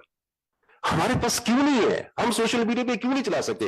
Us mobile پہ یہاں پہ کتنے بہت سارے ایسے memory resident programme جو چل رہے ہیں. ایک میموری ریزیڈنٹ پروگرام ایسا کیوں نہیں ہے جو مجھے بتائے کہ یہ جو کانٹینٹ ہے یہ سینسیٹیو ہے اور اس کے اندر فیک بھی ہو سکتا ہے اور ڈس انفارمیشن کا ایلیمنٹ بھی ہو سکتا ہے اور اس کا وہ لیول آف اتھینٹسٹی اور لیول آف وائلنس مجھے بتا دے. اس کے مطابق میں ڈیسائیڈ کروں کہ whether this should come to my mobile or it should not. This can easily be done with the help of AIs جو آ کے بہت زیادہ ہیں. تو میں سمجھتا ہوں کہ we have to go to modern یہ جو ہماری گیجٹری ہے اس کا پراپر استعمال کرنے کی ضرورت ہے, ٹولز ڈیولپ کرنے کی ضرورت ہے اور ٹولز ڈیولپ کر کے جہاں جہاں بھی جو سورسز ہو سکتے ہیں ہمیں ان کو ٹیپ کرنے کی ضرورت ہے. مجھے یقین ہے کہ یہ چند ایک سٹیپس اگر ہم کریں آج کی اس گفتگو کے توسط سے میں یہ ریکویسٹ کروں گا تو مجھے یقین ہے کہ گورنمنٹ کے لیے اور ہم سب کے لیے ایک اچھا فیوچر شاید آگے دیکھ سکتے ہیں ہم. Thank you very much sir for giving me opportunity. Thank you doctor Zafar Iqbal sahab, it is well taken. اور جو میڈیا کا جو آپ نے کہا کہ اس پہ نیکسٹ کانفرنس آپ کے ساتھ مل کے ہم جلدی پلان کرتے ہیں, اس میں ابھی ہم نے پرائیویٹ سیکٹر کو انوالو کیا پہلی دفعہ کہ وہ ڈیولپمنٹ اور سسٹینیبلٹی کی ذمہ داری لیں. یہ نہیں ہے کہ آپ نے پانی کنزیوم کر لیا اور بس چلتے بنے. یہ نہیں کہ آپ نے لوگوں کو میٹھا پلاتے رہے, شربت گھول کے آپ چلتے رہے.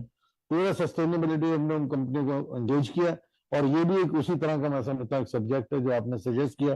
It's a very good take away and we have well taken it, اور اس کو ہم اسی اینگل سے ان کمپنیوں کو بھی انوالو کرتے ہیں. تھینک یو سو مچ. آپ کی گائیڈنس مجھے چاہیے گی اس میں. Thank you so much. Before I open the floor, I would request Dr. Kaleem Imam Sahab, because he is the person who has been handling in his role as an IG police, and later on he was a federal secretary as well. So he can share some of the experiences with us. Then we will open the floor. I realize already we have crossed the time. So Dr. A limited time. My apologies. آپ ادھر ہی آ جائیں. I think interest is there. باوجود اس کے کہ time ہو گیا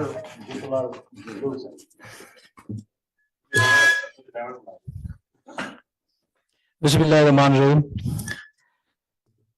کشف المعجوب علی بن عثمان لکھتے ہیں جو تم جانتے ہو وہ تو کرتے نہیں, تو پھر تم جاننا کیوں چاہتے ہو. ہم سب جانتے ہیں کہ دہشت گردی کیسے ہو رہی ہے, کون کر رہا ہے اور کیا ہو رہا ہے. ہم یہ بھی جانتے ہیں کہ انتہا پسندی کیا ہے, کیسے شروع ہوئی. میں نے 35 سال پولیس میں گزارے. ہم نے اپنے سامنے لوگوں کو مسلح ہوتے ہوئے دیکھا, مارتے ہوئے دیکھا. ہم نے دیکھا سیکٹیرین وائلنس, لنگوسٹک وائلنس, اور ہم نے دیکھا کہ اسٹیٹ کا اس پہ رسپانس کیا تھا. تو ہماری اس آنکھوں کے سامنے کی چیزیں, جو لوگ بچے کرکٹ کھیلتے تھے ہم نے ان کے ہاتھ میں اسلحہ بھی دیکھا اور ہم بہت سے ان میں سے مارے گئے, وہ کسی مقام پہ نہیں پہنچ سکے. تو ہم سب جانتے ہیں کہ یہ کیا ہو رہا ہے. سوال یہ اس کو ٹھیک کرے گا کون. یہاں بہت ساری رائے دی گئی ہیں, آپ ریسرچ بھی کر لیں, یہ کاؤنٹر یہ پی بنا لیں. ابھی تک تو منظور ہی نہیں ہوئی میرے خیال سے. اگر ہوئی ہے تو کسی کو پتا نہیں ہے, اور اگر ہوا ہے تو لوکل لینگویجز میں ٹرانسفر نہیں ہوتی. ہوئی ہے تو کم سے کم ٹریننگ نہیں ہوتی, اس کی بتایا نہیں جاتا اس کا. ہم اتنی ساری پالیسیز بناتے ہیں. ہم نے نیشنل انٹرنل سیکیورٹی پالیسی بنائی, جس طرح یہاں گفتگو ہوئی. کمپریہنسو رسپانس پلان ہے, کمپوزٹ ڈیٹرنس پلان ہے, سب بتا رہے ہیں کہ اس میں کرنا کیا ہے. ہم کر رہے ہیں؟ ہم نہیں کر رہے. ہم نے نیشنل ایکشن پلان بنایا اور ہم نے کہا اے پی ایس کا واقعہ ہو گیا, اب ہم سیدھے ہو جائیں گے, اور آج سے ہم جو ہے بڑا سیریس ہو جائیں گے. پتہ چلا reform of criminal justice system جو ہے وہ 20ویں نمبر پہ. یہ نہیں کہ آپ نے ریفارمز ہی نہیں کرنے. آپ کہہ رہے ہیں آپ عدالتیں بنا لیں, آپ کہہ رہے ہیں کسی کو پکڑ لیں, آپ کہہ رہے ہیں کوئی آپریشنز کر لیں, جو کہ یہاں بات ہو رہی تھی. اور انہوں نے کہا جی کہ بس یہی ایک طریقہ ہے ان کو حل کرنے کا. اس کو نمبر 1 پوائنٹ ہونا چاہیے تھا کہ پولیس ٹھیک ہو, آپ کی جو فرسٹ رسپونڈر ہے, پولیس کے ادارے ٹھیک ہو, پروفیشنلز ہوں, پروسیکیوشن درست ہو, کورٹس ٹھیک ہو, پریزنز درست ہو. یہ سارے میز تھے جو ٹھیک ہونے والے. اگر آپ چھوٹی چھوٹی فگرز بھی اٹھا کے دیکھ لیں, اس وقت 116 پریزنز ہیں پاکستان میں, اور وہاں تقریباً 55,000 لوگوں کی گنجائش ہے, اور 80,000 لوگ وہاں رہ رہے ہیں, اور بھی پکڑے جا رہے ہیں. نہ ان کی کوئی اصلاح ہوتی ہے, کیونکہ یہ تو انڈر ٹرائل پریزنرز ہیں. اس ریہیب تو ان کو آپ کریں گے نا, جو کہ آپ نے کنورٹ کر دیا, کسی کو فیصلہ کر لیا کہ اس نے یہ جرم کیا ہوا. تو we are going through lot of challenges, and we know what the challenges are, we know what the gaps are. بات ہوئی کہ we have brought the cat out of the bag, but actually who is going to bell the cat, that is more important. تو my short comment از, اور doctor صاحب نے ایک بڑی interesting بات کی کہ ہم تو بات کر رہے ہیں کہ یار یہ انتہا پسندی کر رہے ہیں. بھائی آپ دیکھیں بچپن سے آپ کو کیا سکھایا جا رہا ہے. میں جیسا بھی ہوں نا آج وہ میں ویسا ہوں جیسے مجھے ماں باپ نے مجھے تربیت دی, میرے عزیز رشتے داروں نے دی. وہ جو نرچرنگ ہے میرے اندر سے نہیں گئی ابھی تک. اور میں اسی لیے شاید آپ کہہ سکتے ہیں لوگ ایک دوسرے سے مختلف ہوتے ہیں, لیکن جس کو پہلے دن سے بتایا گیا داؤ چل جانا, راتوں رات امیر ہو جانا, بہتی گنگا میں ہاتھ دھو لو, اس کے نظم کے محاوروں سے آپ ان کو بھر دیں تو بس آپ تیار ہو جائیں. ٹھیک ہے, دا پوائنٹ اس کی آپ اس کی رعایت نہیں کر رہے. ڈاکٹر صاحب نے ایجوکیشن کی بات کی, knowledge is power, knowledge is virtue, آپ بتا ہی نہیں رہے اس کو. ابھی تو ڈاکٹر صاحب نے مجھ سے ذکر کری نا, ذکر ہی نہیں کیا. جاپان میں جائیں وہ پڑھاتے ہی نہیں ہیں بچوں کو, کہتے ہیں اس کو تربیت سکھا دو کہ زندگی کیسے گزارنی ہے. یہ ہم تو اس دور میں پڑھے ہوئے کہ انجینئر بن جائیں, ڈاکٹر بن جائیں, آگے پولیس میں آگے تو کون سا ضلع ملے گا, پولیس میں آگے تو اب آئی جی. میں جب آئی جی سنتا ڈاکٹر صاحب تو میں نے کسی کو کہا کہ میں تمہیں بتاؤں گا کہ اچھا آئی جی کیسا ہوتا ہے.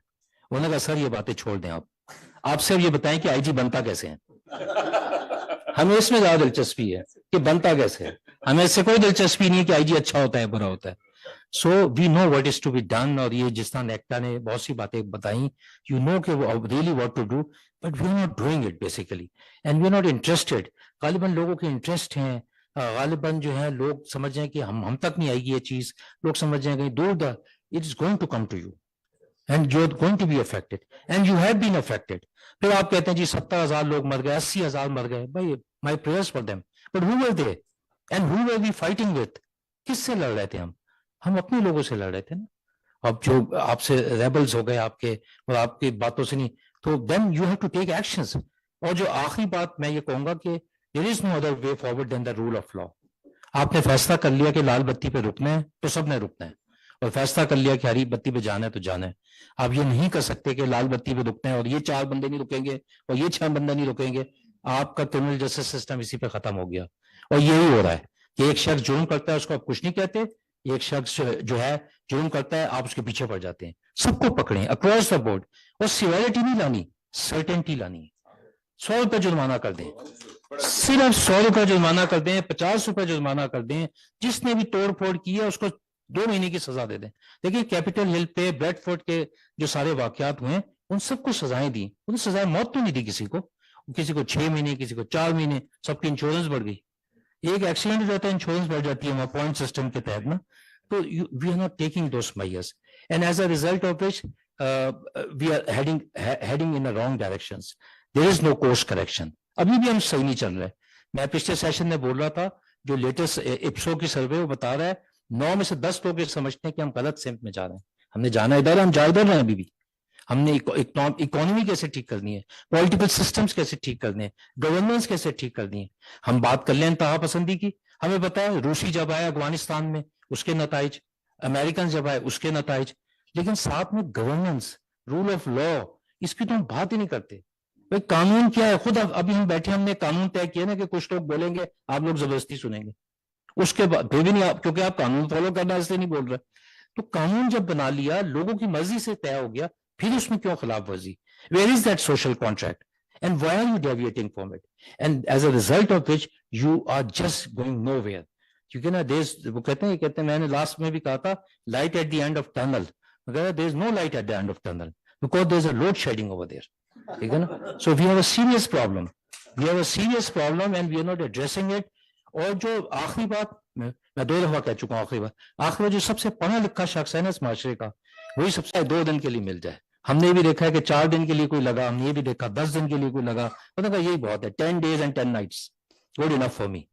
So Dr. thank you very much. I was not in the panel, you gave me the space and there is some wonderful thing which has been said over here. Just one thing کہ مجھے میں کہوں گا کہ kinetic جو actions ہیں نا اس کی بھی ریسرچ ہونی چاہیے. آپ نے نان کائنیٹکس پہ بالکل فوکس کیا ہے. Naan kinetic is action, root cause is the solution. آپ نے تہ تک پہنچنا ہے, آپ نے ٹیررزم کل کرنا ہے. ٹیررسٹ کو بھی مار دیں لیکن ٹیررزم کل کرنا ہے. اور یاد رکھیں اگر 50 ٹیررسٹ ہیں نا اور 25 مار دی آپ نے, کتنے رہ گئے؟ 25 نہیں رہے, 200 ہو گئے. اس کے سارے رشتے دار عزیز آ جائیں گے, سب شامل ہو جائیں گے اس میں. دہشت گردی سے نہیں ختم ہوتی, روٹ کاز سے ختم ہوگی. لیکن یہ جو میں سجیسٹ کروں گا ایک 1 ٹیک اوے کہ آپ کائنیٹک ایکشنز کو ضرور ریویو کریں کہ CTD کمپاؤنڈ بنو میں حملہ ہوا تو کیا ہوا, फलानी जगह हमला, APS पे हमला हुआ तो क्या हुआ, what is the after action review, what is a lesson learn out of it, और क्या फिर लॉ एनफोर्समेंट को उस पर तैयारी कराई गई, that is the way forward. Thank you sir.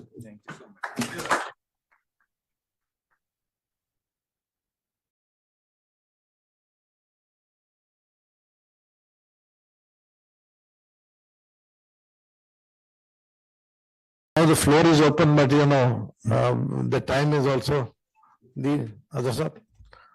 Sajasap. Time is stretched. Man इतने सारे PhDs की आरास नहीं है, कुछ हमारी भी सुन ले सर. मैम बैठे हैं, आप बैठे हैं, हम भी बैठे हैं.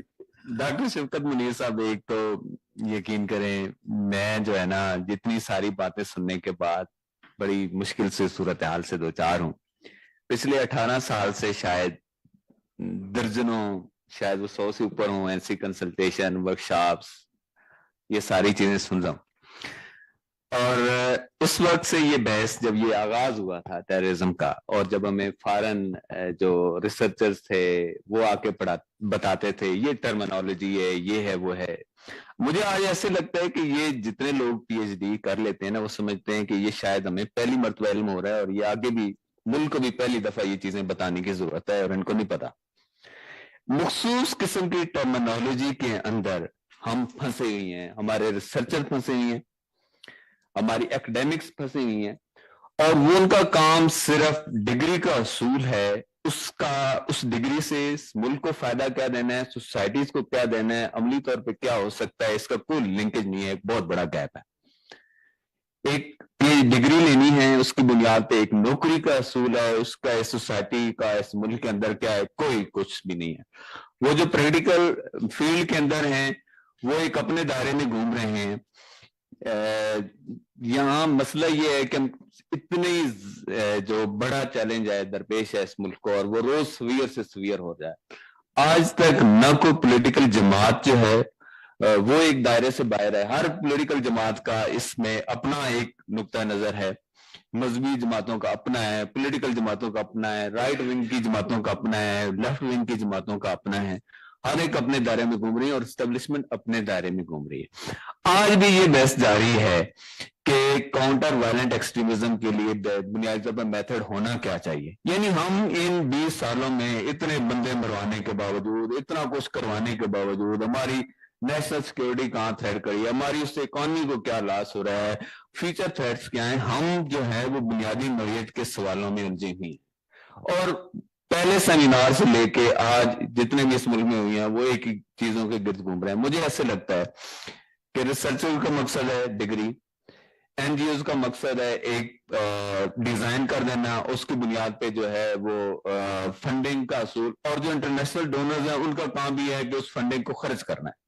रिजल्ट क्या हो रहे हैं भाई, ये इंतहा पसंदी आज पहले कहां पे थी, इतना एफर्ट्स करने के बावजूद आज कहां पे खड़ी हुई है. मैं तो बड़ा हैरान हुआ, पिछले हफ्ते मैं एक मजहबी तकरीब के अंदर गया. डॉक्टर साहब, एक मुकर्रर का तारुफ कराया गया, वो डॉक्टर से, PhD थे, आपकी यूनिवर्सिटी के थे. कहा गया कि जी ये वो है जिन्होंने पैगाम पाकिस्तान को ड्राफ्ट किया है. आप यकीन करें उनकी तकरीर सुनने के बाद हेट स्पीच का मुकदमा बनता था उन पे. ये नहीं कि हम सोल्यूशन की तरफ तो हमारा है ही नहीं ना. आप मीडिया, हर बंदा दूसरे को ब्लेम कर रहा है बस सोल्यूशंस का, और फिर ये है कि नॉलेज की कनेक्टिविटी नहीं है कि ये नॉलेज हमारे पास आ गया है, इससे अगले की बात करें ना. हर बंदा एक जीरो से शुरू करता है, वहीं पे आगे खड़ा हो जाता है, आगे कुछ चीज बढ़ ही नहीं रही. कोई रिजल्ट ओरिएंटेड कोई काम नहीं हो रहा कि उसका रिजल्ट क्या निकला है. तो हमने पाकिस्तान बनाना था तब इस्लाम को इस्तेमाल किया, नया पाकिस्तान बनाना था तब मजहब को इस्तेमाल किया, वायलेंस वालों ने मजहब का इस्तेमाल किया, काउंटर वायलेंट वाले भी मजहब का इस्तेमाल कर रहे हैं. यानी कोई चीज नहीं है, नहीं हमारे पास कोई क्रिएटिविटी नहीं है, कोई नई चीज नहीं है. Thank you.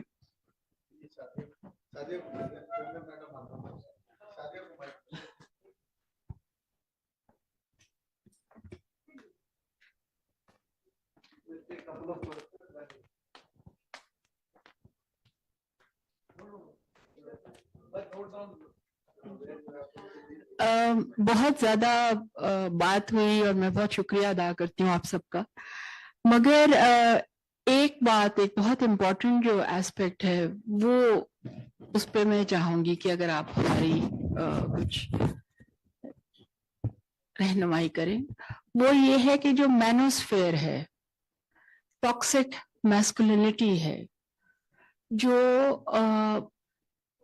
वल्नरेबिलिटी है, जो एक आदमियों को जो एक पेट्रियार्की में जो एक प्रॉब्लम्स जो वो फेस करते हैं, कि उनको हर वक्त पुश किया जाता है और उनको हर वक्त कहा जाता है कि तुमने लीड करना है और लीड काइनेटिक तरीके से तुमने करना है, उसको एड्रेस नहीं किया गया। Thank you. Thank you. ये लास्ट मैडम आप जरा, इसके बाद मैं दूसरे राउंड की तरफ आएंगे। ये आपने कोई है, आप भी क्विकली कर ले ताकि फिर पैनल की तरफ आ जाते हैं। I just want to make one point. सब रिसर्चर्स हैं, पॉलिसी मेकर्स हैं, एजुकेशन पे बात हुई, हर हवाल मीडिया से बात हुई। I am also working in a newspaper. हम अपने घरों में हर रोज एक इंतहा पसंद कौम को जन्म ले रहे हैं, दे रहे हैं, और उसको महसूस नहीं करते। बीइंग मदर्स, जब हमारा बच्चा हमें एक बार बुलाता है, एक 3 साल का बच्चा, 2 साल का बच्चा, तो हम पलट कर नहीं देखते हैं। वो 2 बार बुलाता है, 3 बार बुलाता है, जब वो चौथी बार चीख मारता है तो माँ पीछे पलट के देखती है। वहां से उस वायलेंट नेचर का आगाज होता है। और दूसरा पॉइंट मैं ये कहना चाहती हूँ कि डोमेस्टिक वायलेंस जो है, हम टेररिज्म की बात करते हैं, सोसाइटी की, कम्युनिटी की बात करते हैं, लेकिन हमारी पॉलिसीज में या हमारे मुआशरे के अंदर डोमेस्टिक वायलेंस को एक एक्सेप्शन हासिल है निजी मामला करार देकर। इस पर गौर की जरूरत है। एग्जैक्टली। अब आप सवाल पूछ लो, फिर मैं पैनल की तरफ आता हूँ। लास्ट क्वेश्चन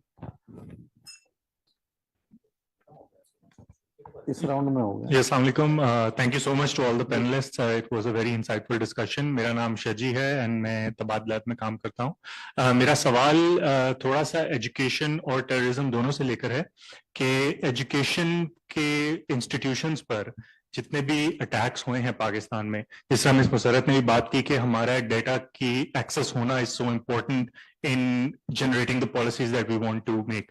मेरा सवाल ये है कि क्या कोई ऐसा डेटा हमारे पास अवेलेबल है किसी भी फोरम पर कि जहां पर हमें ये पता हो कि कितने स्कूल्स पर या कितने एजुकेशनल इंस्टीट्यूशंस पर हमला हुआ और वहां पर उस अटैक के बाद क्या इम्पैक्ट आया उस स्कूल के ऊपर, क्या वो स्कूल्स खुले हैं, बंद हो गए, कितनी देर बंद रहे, कितनी कैजुअलिटीज हुई, क्या इस तरह का कोई डिटेल्ड डाटा किसी भी फोरम पर या किसी भी ऑर्गेनाइजेशन के पास अवेलेबल है? If anyone can answer that will be great. Thank you.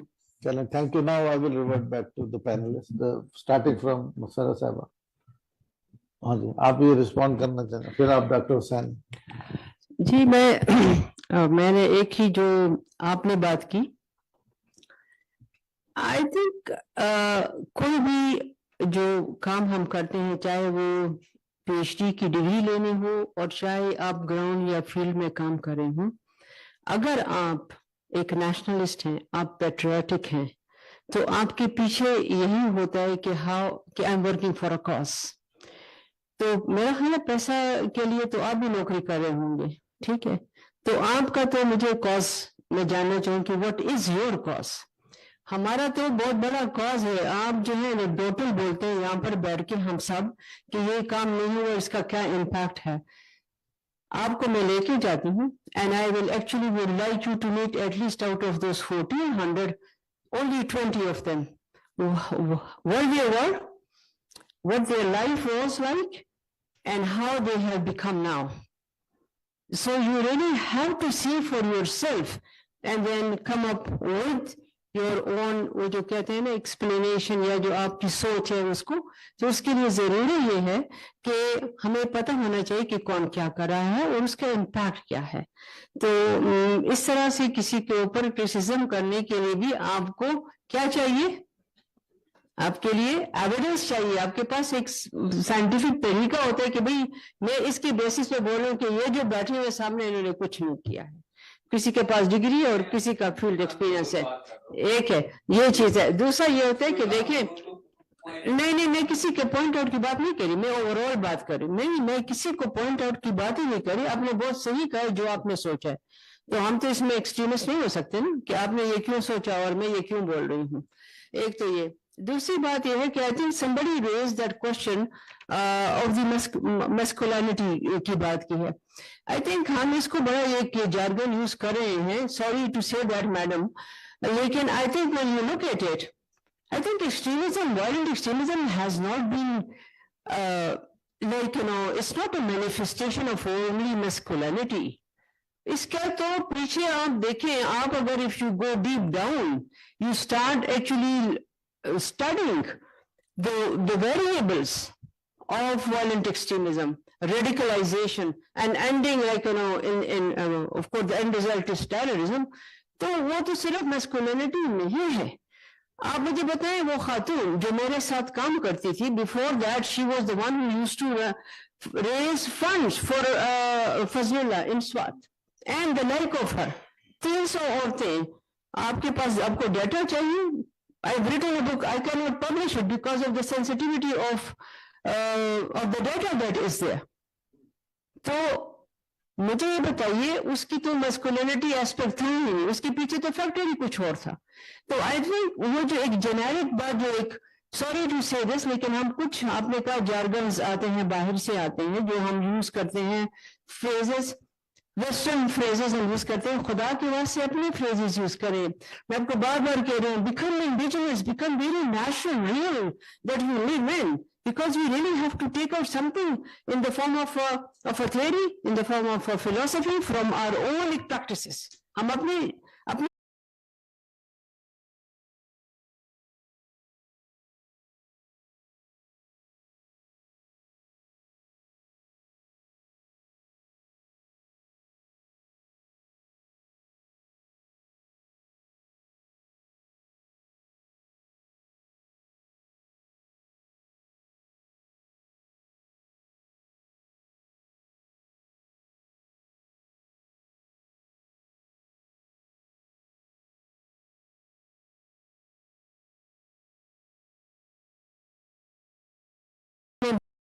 Pakistan में लेके कि how actually, have you ever gone to Swat? Pakistan में लेके कि how actually, have you ever gone to Swat? Have you ever gone to Waziristan? Have you ever gone and actually sat with the people in Khabar agency और in Waziristan? आप उनके साथ बैठे, आपको पता चले इम्पैक्ट क्या होता है violent extremism का. इम्पैक्ट क्या होता है जब किसी का कोई बच्चा मरता है या कोई सुसाइडल जैकेट पहन के बाहर निकलता है और वो घर वापस नहीं आता. सो इम्पैक्ट जो है ना, वो हमने आज तक उसको सही तरीके से नहीं ठीक तरह से किया. लेकिन there are many studies which, like I said, remain unpublished because of the sensitivity of the data. Thank you. Thank you, Sabah. Partially आपकी जो तनकीद है ना, बिल्कुल दुरुस्त है, वाकई ऐसा ही है. लेकिन पार्शियली प्रोफेसर साहिबा ने जवाब दे दिया है.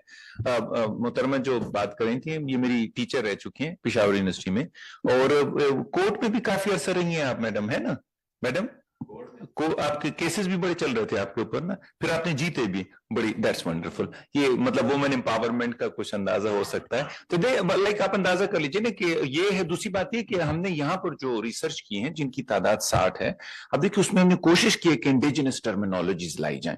और लेकिन रिमेंबर दैट कि मैं डिफेंसिव नहीं हो रहा हूं, मेरा ये ख्याल है कि आपकी बातचीत बिल्कुल दुरुस्त है. बाजू का टर्मिनोलॉजी में असल वो जो मकसद है वो फोत हो जाता है, और वही जगह है जिसको कि we have to name. One thing. Second thing, कि मोहतरमा एक खातून जो है, आपने जो सवाल किया है ना, ये डोमेस्टिक वायलेंस का बुनियाद है, ये वाकई बुनियाद है. इधर से वायलेंस शुरू होता है, बच्चा उधर से देखना शुरू कर देता है कि जनाब वाला मैं ये कर सकता हूं, इस तरह से हो सकता है. वो घर में जो जिस तरीके से हस्बैंड जो है वाइफ को ट्रीट कर रहा है, या घर का बड़ा जो है वो खातून को ट्रीट कर रहा है, वो बच्चों को ग्रूम कर रहे होते हैं उससे बड़े होकर क्या करना है. और जो लास्ट पॉइंट जो मैं आपको बताना चाह रहा हूं वो ये है कि इसके ऊपर हमारी अच्छी खासी स्टडी हुई पेशावर में कि ये बच्चों के दिमागों में वायलेंस लाता कौन है. अभी बहुत हमने इस पर बातचीत की है. हमें इस कंक्लूजन पर पहुंचे कि जो प्राइमरी स्कूल का टीचर है, देखिए आपने तो किताबों की बात कर ली ना कि वो नसीम हिजाजी के जो किताबें हैं वो भी यही बात करते हैं. आपने असलम राही की किताबें बंदा पढ़ पढ़ के परेशान हो जाता है कि जी उसने एक तलवार निकाली और 700 ईसाइयों को तहतीक कर दिया. ओ ईमान गर्म हो जाता है ना हमारा कि ये बड़ा कमाल का काम किया. ये इस तरह से उसको रोमांटिसाइज करने से जो फीलिंग्स पैदा होती हैं वो तो अपनी जगह. ये इस प्राइमरी स्कूल के टीचर का क्या करेंगे जो जबरदस्त तरीके से रोमांस पैदा करता है इस तरह के जंगजू लोगों को, और फिर वो बताता भी है और फिर उधर वो वायलेंस भी क्रिएट करता है, वो बच्चों के दिमागों में आती है बात और उधर से बात शुरू हो जाती है। देखिए, मैं पेशावर यूनिवर्सिटी में प्रोफेसर हूं, प्रोफेसर साहब मेरे साथ मौजूद हैं, आप मेरे साथ एक और प्रोफेसर साहब हैं, आप में से भी बहुत से लोग बैठे होंगे। बाय द टाइम हमारे पास बच्चा पहुंचता है बहुत लेट हो चुका होता है। हमने वो 20 साल की उम्र में 22 साल की उम्र में हमारे हाथों में आता है और उसके दिमाग से स्क्रैच करना वो एक्सट्रीमिज्म जो कि उसने प्राइमरी स्कूल से पढ़ी थी, और हो सकता है उसके रास्ते में और भी लोग आए थे जिन्होंने उसको इस तरह से एजुकेट किया हो, हमारे लिए बहुत मुश्किल हो जाता है। यकीन कीजिए, मैं बहुत देर जी हो रहा है। देखिए, मैं अभी बिल्कुल आखिरी बात जो करूं, इशारा हो रहा है मुझे, तो इस वक्त जो हायर एजुकेशन कमीशन है ना, मेहरबानी कीजिए प्राइमरी एजुकेशन कमीशन बनाइए, बच्चों के ऊपर फोकस कीजिए, इस वक्त उनकी ज्यादा जरूरत है। वो जो बच्चा मेरे पास आता है तब तक तो सब कुछ डन हो चुका होता है, आप उधर जाके ज्यादा इन्वेस्ट कीजिए, उनकी ट्रेनिंग कीजिए, उन टीचरों को आप मुल्क से बाहर भेजिए, उनको हायर एजुकेशन की तरफ लेकर जाइए, उनको बताइए कि पढ़ाना कैसे, बच्चों की साइकोलॉजी क्या है, कॉग्निटिव एजुकेशन क्या है, वो ज्यादा इंपॉर्टेंट। बाय द टाइम वो मेरे तक पहुंचेगा, वो बड़ा बना बनाया, मैंने तो सिर्फ उसको फिर इंफॉर्मेशन और एजुकेशन ही देनी है, लेकिन उसका वो मूड बन जाए। और वो मूड कहां पर होता है? जब आप मुल्क से बाहर जाते हैं और बच्चों को पढ़ाते हैं। यानी हम आ जाते हैं, जब पढ़ाते हैं, हमें हैरान हो जाते हैं बच्चे में तो सिर्फ और सिर्फ इस चीज की कमी है कि जी पाकिस्तान में हो क्या रहा है, उसको ये बताना है, बाकी उसके तमाम स्किल्स तैयार होते हैं।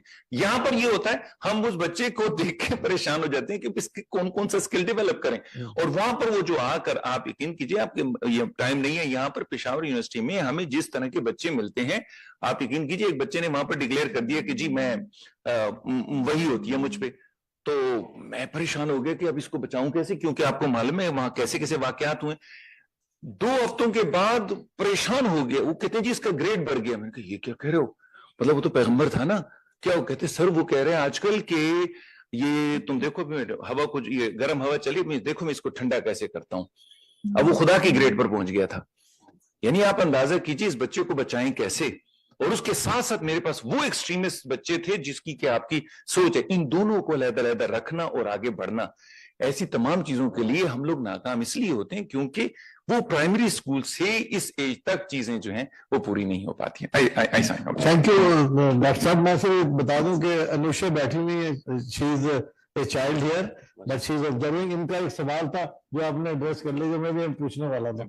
Anusha, thank you for your point, वो प्रोफेसर साहब ने एड्रेस किया। मुख्तसरन एक छोटी सी चीज की तरफ आपको इशारा करना चाहूंगा मैं।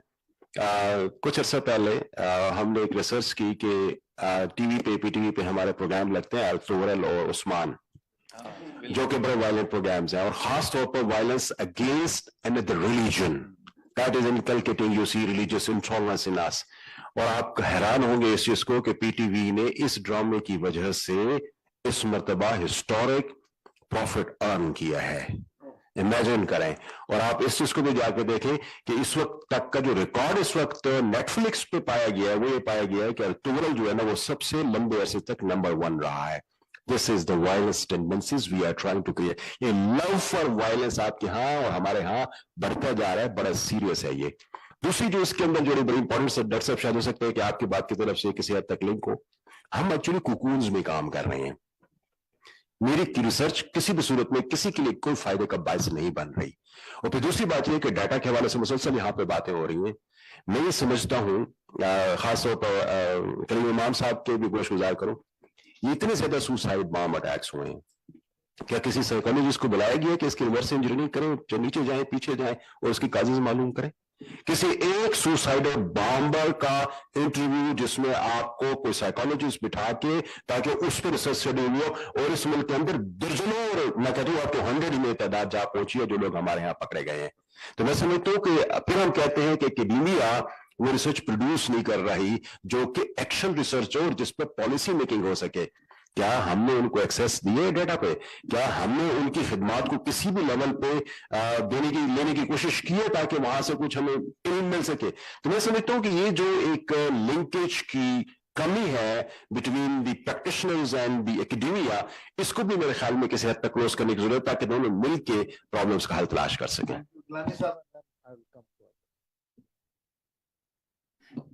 सॉरी, इसमें आपका कमेंट ऐसा था कि जाहिर है कि इस पे you would expect that lot of academics would respond to that. कि जहाँ आपका ये scholarly काम work पे था या उस पे एक आपने critique offer की. I think in some respects yes I can understand where you're coming from कि इसमें जो है यहाँ पे जिस तरह degrees जो हैं काफी ज्यादा जो है universities वगैरह में काफी universities level में जो है कि degree is becoming meaningless with the fact it's just about getting a degree. But at the same time when you talk about the value of research या उसमें रिसर्चर की बात करते हैं तो मेरा आपसे ये सवाल है कि रिसर्चर को यहाँ पे सुनता कौन है? Who actually listens to a researcher? I'm talking about policy circles, and this is again someone who is actually sitting in a government organization right now. It's about prioritizing these things as well. हम research को सुनते कहाँ पे? Are we willing to actually incorporate research? अब यहाँ पे जहाँ तक NACTA का एक research wing है, if anything, it has been neglected for a very long time. But that is essentially where we can contribute.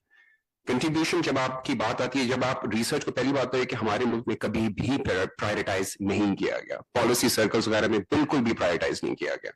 We believe कि जो जिस तरीके से हमें जो है डेटा का एक्सेस नहीं दिया जाता, पहली बात तो ये है कि आपको एक तो रिसर्च प्रायोरिटाइज हम वैसे नहीं करते, दूसरी बात ये है कि हमें यहाँ पे डेटा का एक्सेस नहीं दिया जाता. When I was again, I think before joining NACTA, I was trying to actually access FAT. I wanted to go there, conduct खास पे जहाँ पे rehabilitation centers वगैरह हैं. I wanted to go there and conduct some primary research over there. I was not allowed to. The point being again, I'm essentially a scholar of terrorism studies. And one of the things, again, one of the reasons why I, for instance, returned to Pakistan after my doctorate is because I want to understand the history of terrorism in Pakistan. But among other things, I'm trying to tell you that I was not given access to that region. I was not allowed to go there, be it owing to security reasons or whatever reasons. I'm not dwelling on those reasons per se, but the problem is कि भाई आप researcher को जब access ही नहीं दे रहे, तो वो तो फिर proxies use करके secondary research करेगा. And that was my limitation. I was able to go to Quetta वगैरह में मैं कुछ किसी हद तक वो भी वहाँ पे भी there were areas that were identified where I couldn't go. So if you cannot go, or there were people that were identified that I couldn't meet. So if a researcher is not allowed to meet a certain number of people or a certain group of people, or if you're not allowed to go to certain areas, तो वो उसकी research कैसे effective होगी? पहली बात तो ये, दूसरी बात ये कि यहाँ पे जब आप प्रायोरिटाइज नहीं कर रहे, देखें जो वेस्टर्न वर्ल्ड में जो भी उनकी डेवलपमेंट है, वहां पे ये जो आपको ओपन स्कॉलरली सिस्टम के मैं ये उसमें जो एक्सप्लेन भी कर रहा था, वो यही है कि स्कॉलरशिप से जाए. आपके यहाँ तो आप सुने ना अपने स्कॉलर्स को सुने, जो आपके जो स्कॉलर्स हैं, एकेडमिक स्कॉलर्स हैं, जो रिसर्चर्स हैं. We do not want to listen to the scholars. We believe again जो हमारी एक tendencies रही हैं throughout the history, Pakistan's brief history, that we do not prioritize research in any way. We do not prioritize their work. We believe that we know better. And again, it's about trivializing research as well, the kind of research that is being produced at the universities. But it is the reason. There's no reason. At the end of the day, again, I am representing a government body here. But the point essentially that I'm trying to make over here is कि पहली बात है कि देखिए आप जब researcher को prioritise ही नहीं करते, रिसर्च को वैल्यू ही नहीं करते, तो फिर उसमें जो क्रिटिक है that is unfounded and ungrounded. Secondly, again, how much actually money goes into research? Universities की आप हालत देख लें, Quaid-e-Azam University is one of your leading universities. Punjab University on paper, they are your premium leading universities. Go look at their infrastructure. आप जाके उनका infrastructure देखें. Do we actually, again, the point being, again, are we prioritizing education? Are we prioritizing research? We are not. हमारी retention strategies क्या हैं? For again retaining good scholars or good researchers जिन्होंने एक अच्छा काम किया है. If anything, there's a very discouraging environment, and we need to move away from that. And I think within my capacity, again, one of the reasons why I wanted to join NACTA, or wanted to come over here on deputation for a couple of years, because I wanted to, that areas that I want to work on, I want to engage universities to the best of my ability and capacity. And जो overall एक research की एक इसमें जो एक potential है, the National Counterterrorism Authority, उसको explore किया जाए, उसको इलैबोरेट किया जाए, और उसमें जो है फर्दर हम जो है उस पे काम कर सकें. तो रिसर्चर को इस तरह basically again before dissing researchers, it's also again important to understand the dynamics that we operate in. यहाँ पे हमारी क्या limitations हैं, और जब अगर researcher को policy circles में no one is going to listen to that person, तो obviously that person will just be concerned about getting that number of publications and getting a professor position or whatever it is, जो भी उन्होंने जिस तरह के advance करने अपने career में, क्योंकि they know कि nobody cares. And secondly, again, जिस Dr. Wasar ने बताया कि कितनी चीजें हैं जो remain unpublished because of the sensitivity of the data. And I mentioned it in my presentation as well, that it's a topic when you're talking about violent extremism. is a topic that demands that you engage with sensitive issues. If you do not engage with sensitive issues, be it religion, be it anything else, then you can't actually do active research. यहाँ पे sir ने तो बात की कि वो उसको किस तरह बचाएं, जो एक स्टूडेंट जो है सोरवदी साहब ने जो एक बात की कि उसको स्टूडेंट को कैसे बताएं जिसके एक रेडिकल व्यूज है. मैं आपको ऑनेस्टली बताऊं, again after teaching eight Punjab university, the kind of experience that I have is that मुझे कौन बचाएगा अगर मैं कोई बात करता हूँ, right? So the problem is again the research is the kind of look at the environment that we have to operate in, and we have to again, who is going to defend us? क्या आपके ख्याल में जो है state आके protect? No one is going to do that. No one does that. So the kind of environment again, हमारे पास अगर 22-23 साल का बच्चा है, जैसे सर कह रहे हैं, पहली बात तो है कि I agree कि काफी हद तक उसका माइंड जो है वो चेंज हो चुका होता है, उसकी थॉट्स वगैरह, but even then there is space, हमने उसी स्पेस के अंदर ऑपरेट करना है, मगर उस स्पेस के अंदर हमने तब ऑपरेट करना है कि जब हमें, और it makes our job very tricky. I'm talking now as an academic. It makes our job very tricky as a university professor, क्योंकि हमने जब engage करना है तो we have to also be cautious कि हम कोई ऐसी बात ना करें कि कल को आके मुझे जो है घर पे आके मारते. तो ये भी elements हैं, इन सारे factors को consider करें तो you will actually understand the kind of space that we operate in.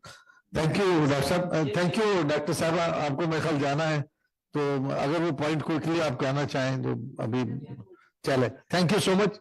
Ji doctor Sadia, आप कुछ कहना चाहें? Next otherwise doctor ji. जो madam from the media she said के बच्चा जब तक रोता नहीं है तो माँ उसको वो नहीं करती. अगर मैं आपको ये कहूंगी कि अगर आप जाके जो कॉर्पोरल पनिशमेंट एक्ट 2021 आया उसमें सिर्फ कॉर्पोरल पनिशमेंट की डेफिनेशन पढ़े ना, तो वो ये नहीं है कि आपने किसी बच्चे को फिजिकली हिट किया है. अगर आपने किसी बच्चे को इग्नोर किया है, उसकी बात पहली मर्तबा भी नहीं सुनी, तो that comes under corporal punishment. अब होता ये है कि जब ये एक्ट आया और हमने अपने हमारे 432 इंस्टीट्यूशंस हैं इस्लामाबाद के अंदर फेडरल डायरेक्टरेट ऑफ एजुकेशन के, और जब तक वो बच्चे यूनिवर्सिटी में जाते हैं हम उनका काफी कुछ बिगाड़ चुके होते हैं ना. तो एक्चुअली जब हमने टीचर्स को सेंसिटाइज किया उसके ऊपर, और हमने उसके ऊपर काफी स्ट्रिक्ट उनको लेटर्स लिखे, हमने कहा कि अगर कोई भी कॉर्पोरल पनिशमेंट का गिल्टी होगा तो उसके अगेंस्ट END प्रोसीडिंग्स होंगी. तो टीचर्स हमें आगे से ये कहते हैं कि ये बच्चे घर से मार खा के आते हैं, मारे बगैर हमारी बात नहीं मानते ना, फिर मतलब they have and you need the results from us as well. तो मैंने जो स्टार्ट में बात की थी वो ये कि एक्चुअली वो जो मेन चीज है ना कि बच्चा स्कूल से नहीं, बेसिकली घर से सीखता है, लेकिन घर से तो वो तब सीखेगा ना जब पेरेंट्स को इन चीजों की अवेयरनेस होगी. तो we need to hear the counselling of the parents, और ये वाला जो कॉम्पोनेंट है पेरेंट्स वाला, इसको बेसिकली हमें एड्रेस करने की जरूरत है अवेयरनेस के थ्रू, काउंसलिंग के थ्रू. और जो हमारे पास हमने made the school management committee जिसमें हमने पेरेंट्स को इन्वॉल्व किया है कि उनको सेंसिटाइज करने के लिए. तो ये पेरेंटिंग चाहे वो पढ़े लिखे पेरेंट है या अनपढ़ है, और पर्टिकुलरली वो बच्चे जो हमारे स्कूल्स के अंदर, गवर्नमेंट स्कूल्स के अंदर आते हैं, most of them are from the low socio economic background. उन पेरेंट्स को बात समझानी बहुत मुश्किल होती है, क्योंकि किसी की माँ ने किसी की सफाई करनी चाहती होती है तो 2 थप्पड़ मार के बच्चे को वो हमारे पास छोड़ के चले जाते हैं, और फिर उस बच्चे को हमने बगैर मारे पढ़ाना होता है. तो वो जो पेरेंट्स वाला कॉम्पोनेंट है ना, उसको एड्रेस करना बहुत ज्यादा जरूरी है. तो आइंदा जब आपका बच्चा पहली बार आवाज दे तो सुन लीजिएगा. Thank you. बहुत शुक्रिया. Sir very short. डॉक्टर फरियाल की भी इंटरवेंशन है जी. जी सर.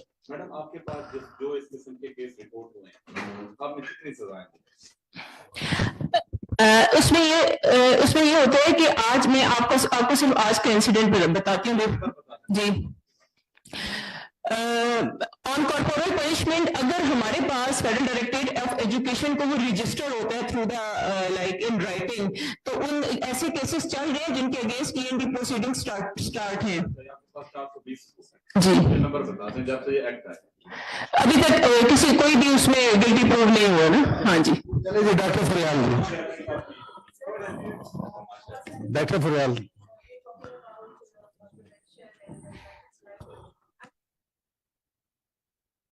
साइंटिस्ट के स्टिल एथिक्स की कोई बात नहीं करता. एथिक्स हमारी प्रायोरिटी ही नहीं है as a nation, as a study, as a whatever it is. और emotionally intelligent teacher, emotionally intelligent parent can only raise an emotionally intelligent child. तो वो जैसे भी मैडम ने भी बात की, हम यहाँ अर्ली चाइल्डहुड की बात कर रहे हैं, and this is what I did. मैंने अपने जो कार्टून सीरीज बनाई फर्स्ट, जिसमें एम्पैथी, बुलिंग और उसके लिए था, and it was the first research based experimental research based thing. I went to the Ministry of Education, and you know what I was told by a very senior officer: when you're big, come to me. And I said, when I'm big, why should I come to me? You'll come to me then. What is the thing? आप लोग जब experimental research को implement नहीं करना चाहते, तो फिर आप researchers को कैसे कह सकते हैं मतलब आप करेंगे? तो please, ethics should be the core of everything. Quran is 97% ethics. If none of you know that, Quran के अंदर 97% is ethics, and we are not ready to work on that as well. Thank you so much. Thank you very much. Here I would just want to give one note. Ji Shastra, quickly. हम यहाँ बात करें बच्चों के radical attitude और behaviour की. एक main cause जो आजकल मैंने देखी है, वो सोशल मीडिया का यूज है, मोबाइल का यूज है. हम ये नहीं देखते कि हमारे बच्चे क्या देख रहे हैं, क्या करें. हम कहते हैं अच्छा चलो ठीक है, मोबाइल है, बिजी होगा, और हम अपने काम कर लें. इस पे काम करने की जरूरत है, और इस पे कोई काम नहीं किया. वेरी क्विकली सर, मेरा नाम काशिफ नूर है सर, मैं एफएओ नाउ मेरा एक तो वो डॉक्टर मुसरत चली गई है, वो ठीक कह रही थी, इसमें जेंडर एलिमेंट नहीं है. फजलुल्लाह को औरतें जेवर देती थी अपने, और उसकी वजह ये थी कि वो उनकी जमीनें उनको दिलवाता था, इनहेरिटेंस राइट दिलवाता था, क्योंकि पाकिस्तान का कानून उनको नहीं देता. ये रीजंस हैं. सर कलीम ने बात की रूल ऑफ लॉ की. अब जहां से आपको इंसाफ नहीं मिलेगा, एक्सट्रीमिज्म पैदा होगा. और एक छोटा सा कमेंट सर, डॉक्टर जफर साहब, सर आपने कहा था कि एक्सट्रीमिज्म पहले होता है, वायलेंस बाद में आता है. अगर रिवर्स कर दिया जाए, वायलेंस पहले और एक्सट्रीमिज्म बाद में, तो वोंट दैट बी राइट? ठीक है sir, thank you. Sorry for, if you would like to respond. Hello, thank you so much. Thank you very much for your engagement, and thank you for the speakers. आप इधर एक photograph कर, आ जा group photo with speaker.